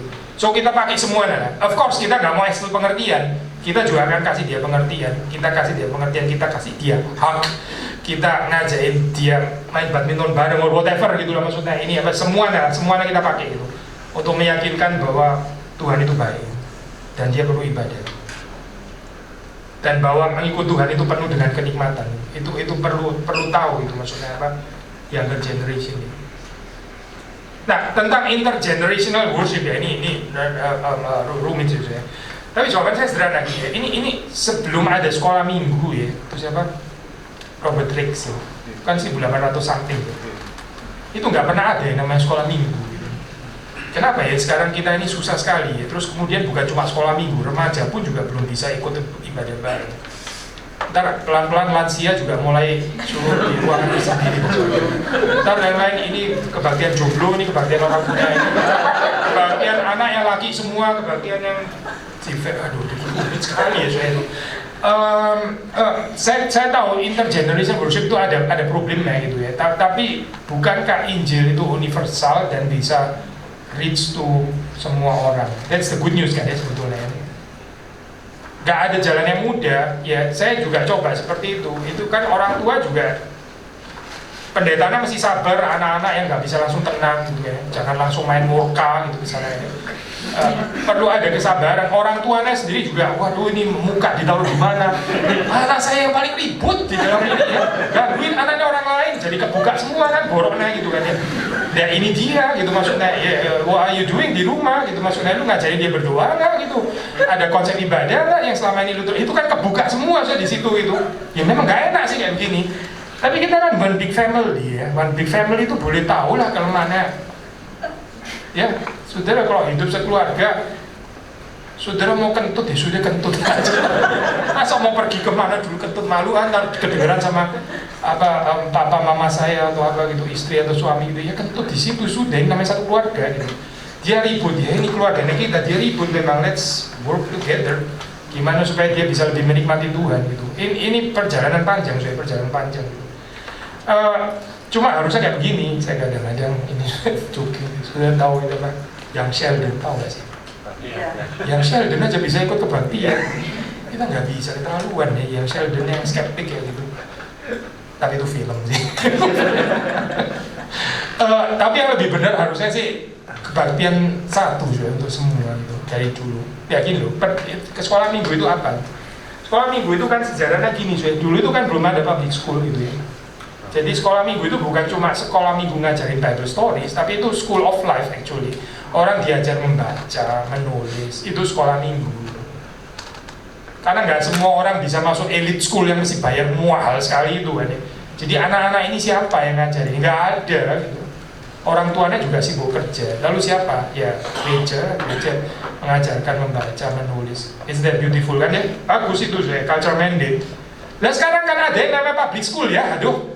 Kan ada primary school, secondary school, terus sekolah minggu. Saya, sudah jangan salah ini ya. Mulai minggu depan sekolah minggu dibubarin. Saya ngajak saudara berpikir. Dan sekarang sekolah minggu itu kepentingannya apa gitu saya. Ini sekarang sudah di take care sama public school kan sekarang membaca. Ya. Nangkep sih? Ya, waktu zaman itu tuh sangat kontekstual dan sangat perlu. Itu luar biasa revolusioner. Nah, sekarang kan waktu sudah jalan, dia sudah ganti loh sekarang ini. Sekarang ada yang namanya SD dan SMP dan seterusnya gitu. Lalu terus gimana mereka ini? Ya sudah di take care oleh sekolah itu. Sekarang mereka dengar firman Tuhan, harusnya dengar di mana? Ya di dalam konteks ibadah harusnya gitu. Ini juga kesulitannya dengan ini ya, dengan apa? Dengan ibadah yang segregasi kayak begini ya. Seperti saudara tahu, ntar begitu mereka masuk itu ada pergumulannya gitu kan. Dari sekolah minggu ke remaja aja susah naiknya gitu, kecuali segerombolan yang naik gitu kan. Ntar jadi remaja ke pemuda lain lagi gitu, dimasukin ke kebaktian, totally different context. Lagunya juga sama sekali lain gitu. Gimana ya kayak begini ya cuy, kayak ada kelas-kelas yang lain gitu. Challenge untuk kita hamba Tuhan, untuk kita repot sekali Pak Badu itu, sangat repot ya. Gimana khotbah juga untuk sekolah minggu gitu kan ya. Dan orang dewasa jangan tidur gitu ya. Iya kan? Itu kan ya sekolah minggu ya, wanita, perempuan, muda, tua, kaya, miskin, lawyer, tukang sapu dan sebagainya. Ya memang ini kan challenge dari dulu juga gini kan ya. Ya dari dulu bukan memang gini saya. Tapi Injil yang satu itu bagaimana bisa konteks sensitif untuk semua orang gitu. Termasuk juga untuk anak-anak, ya perlu ada latihannya. Apakah GRI melakukan itu? Iya, kita coba 1 bulan sekali gitu. 1 bulan sekali. Ini frekuensi of course nggak mutlak gitu ya, tapi coba 1 bulan sekali. Nggak always works. Di GRI juga lain-lain, kayaknya ada yang dicoba sekali terus terlalu ribut langsung di give up gitu. Menurut saya. Maksudnya, iya. Beberapa gereja dalam Presbyterian Circle di sini pun udah mulai memikirkan itu. Iya. Jadi one message for all. Gitu. Iya. Jadi One message to rule them all. Dari atas sampai di bawah juga begitu. Kan sekarang ini kan pendekatan itu banyak Mickey Mouse approach ya. Artinya main sanctuary, terus ada sekolah minggu, 1 kuping gitu, misalnya remaja kuping yang lain gitu kan. Jadi Mickey Mouse approach ini nggak terlalu bagus artinya, ada banyak approach yang bilang mengatakan itu. Iya. Jadi sehingga dan lain potensial disunity kan. Iya benar. Jadi ada banyak yang sekarang mulai memikirkan. Iya. Ada juga satu Chinese church sini yang bilang kalau ada lebih dari 1 jemaat, misalnya 1 main sanctuary terus ada kebaktian remaja, itu essentially itu 2 church katanya gitu. 2 jemaat. Ya oke lah, itu kalimat yang ini ya. Iya, itu, saya mungkin nggak akan sampai bilang kalimat itu, tapi ada poinnya, ada poinnya. Jadi maksud saya, apakah approach gini yang mungkin akan jadi gini gambarannya, itu worship, kita ngomong worship ya, itu harusnya satu untuk semuanya gitu kan ya, kita nggak beda. Terus habis itu ada kelas-kelas lagi ya. Ada let's say PA wanita, ada PA pemuda, ada apalah PA lansia atau apa gitu ya. Dan termasuk juga yang sekolah mingguan remaja tadi. Nggak ada isu dengan itu gitu kan, mereka ada itu lagi. Tapi kita nggak bikin kebaktian yang berbeda, harusnya kan kayak gitu ya. Mungkin ya dalam ini transisinya coba dulu sebulan sekali atau apa gitu. Waktu coba kayak gitu ya, itu bisa 2 macam. Ini ngomongin praktikal ya. Bisa juga let's say tetap di 1 ini sanctuary, tapi mungkin untuk anak-anak kalau di gereja barat, di gereja barat ya, mereka itu maju dulu ke depan gitu ya, maju ke depan.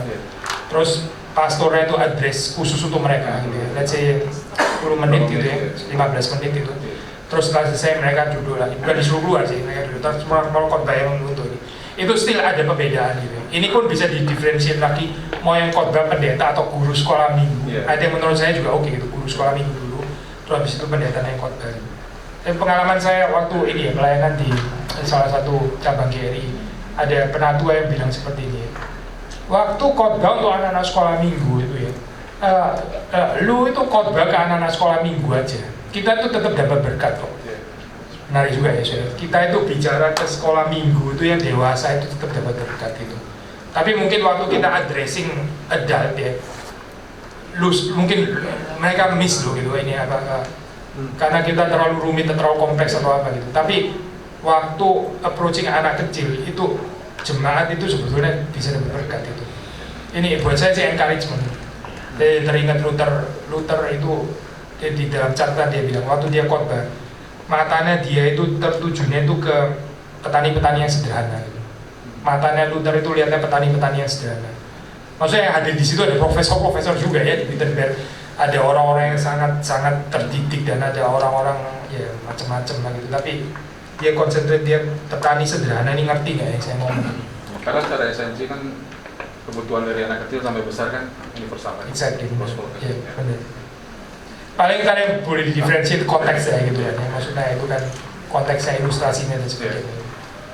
Tapi apakah dengan demikian yang dimaksud satu ibadah itu 1 jam ibadah, liturginya hampir sama, tapi in terms of message-nya kita mau paksain sama satu message, 1 kali khotbah untuk semua, atau karena kita tahu message itu harus dipahami, ya dipahami dengan bahasa dan konteks mereka, ya.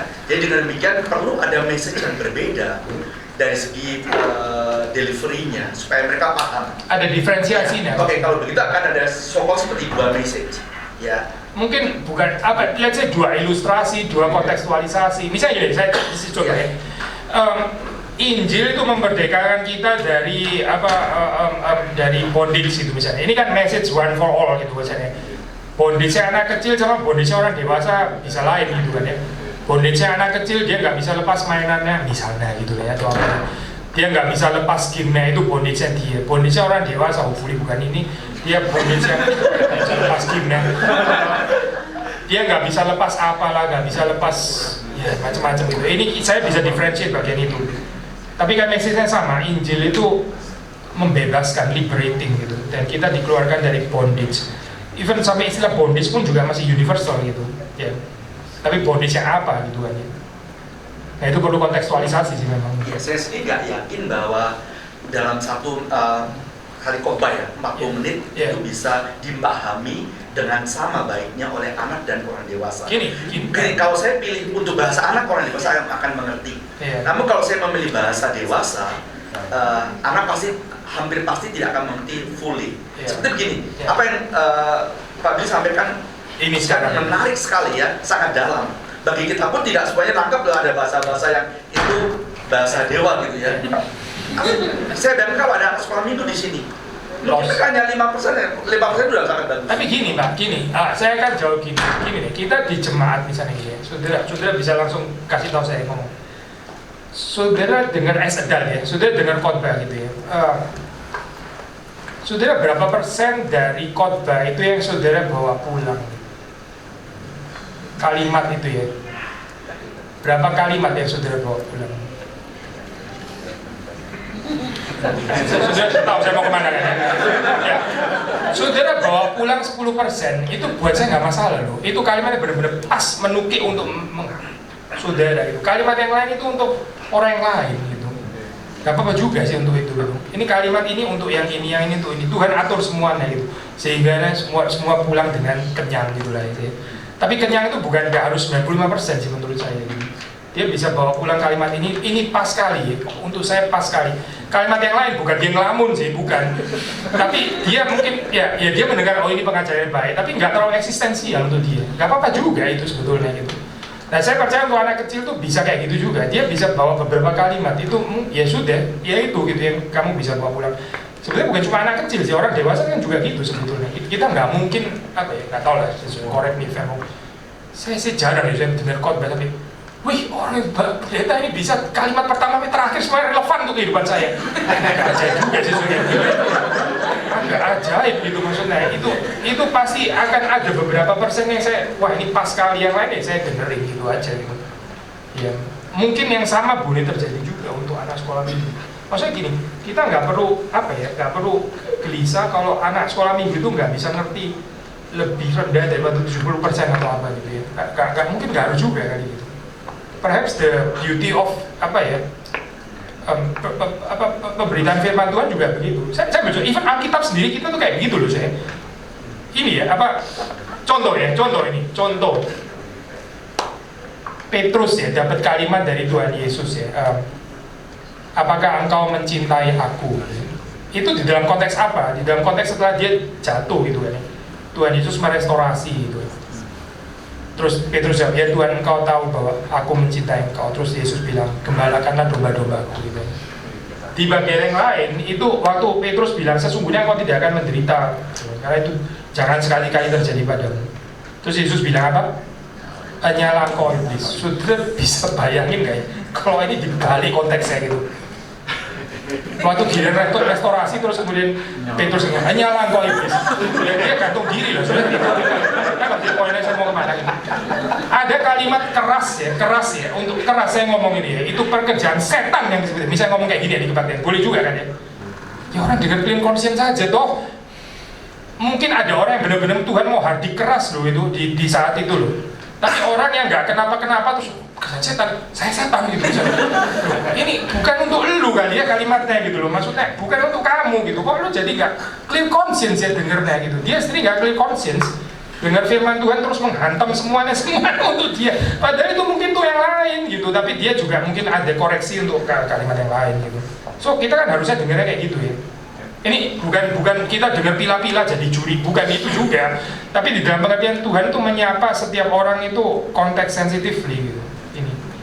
Dan kita berharap sih anak-anak sekolah minggu itu ya bisa disapa di beberapa kalimat yang keluar dari mulut kita, or perhaps dari lagunya, atau dari perkataan liturgosnya gitu ya, atau dari humility-nya yang terpancar atau whatever gitu. Ada banyak message yang bisa diterima di dalam ini, di dalam ibadah gitu. Dari cara penyambutannya yang speak something ya hopefully sih, tapi ya full of challenge memang banyak pergumulannya ya pasti. Oke, jam mungkin kita nanti lanjut sesi 3, ada lagi. Memang sepertinya mungkin sambil teman-teman menyiapkan slide untuk lagu penutup, kita memang sangat banyak sekali materi pengayaan dan yang begitu meaningful, begitu interesting, dan tentunya bagi kita kiranya ada yang kita bisa bawa pulang untuk kita praktekkan, untuk kita hayati dan praktekkan masing-masing. Sangat banyak yang tentunya kita dalam hal ibadah itu sangat luas. Dan kita semua di sini adalah satu tubuh Kristus. Kiranya kita bisa belajar setiap harinya untuk semakin bertumbuh menjadi penyembah yang sejati. Kita akan menutup. Mungkin tentunya teman-teman yang sudah ada pesan-pesan yang berkesan gitu ya dari hari ini dan dapat dibawa pulang. Untuk saya mungkin ada satu yang terakhir, mungkin karena memang true worship, tadi yang quote mengenai true worship itu adalah hal yang balanced, involves the mind, the emotion, and the will. Kiranya kita juga ketika kita beribadah, walaupun tanda kutip rutin kita beribadah minggu, tapi itu janganlah menjadi just an objective activity, tapi menjadi full experience ya. Supaya ibadah kita benar-benar motivated by love dan mengarah kepada obedient actions that glorify God, seperti yang tadi sudah disampaikan. Puji Tuhan untuk Pak Billy yang telah memperlengkapi kita oleh firman dan pengertian yang lebih mendalam tentang ibadah, dan kiranya Tuhan senantiasa memberkati pelayanan dan kehidupan Pak Billy serta keluarga sekalian. Mari kita memberikan segenap hidup kita, segenap hati kita menjadi ibadah bagi Tuhan. Mari kita berdiri. Kita memberikan pujian.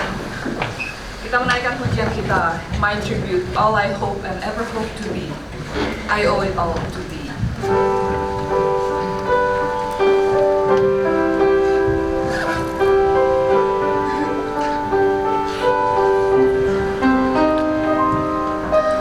How can I say thanks for the things you have done for me? Things so undeserved, yet you give to prove your love for me. The voices of a million angels could not express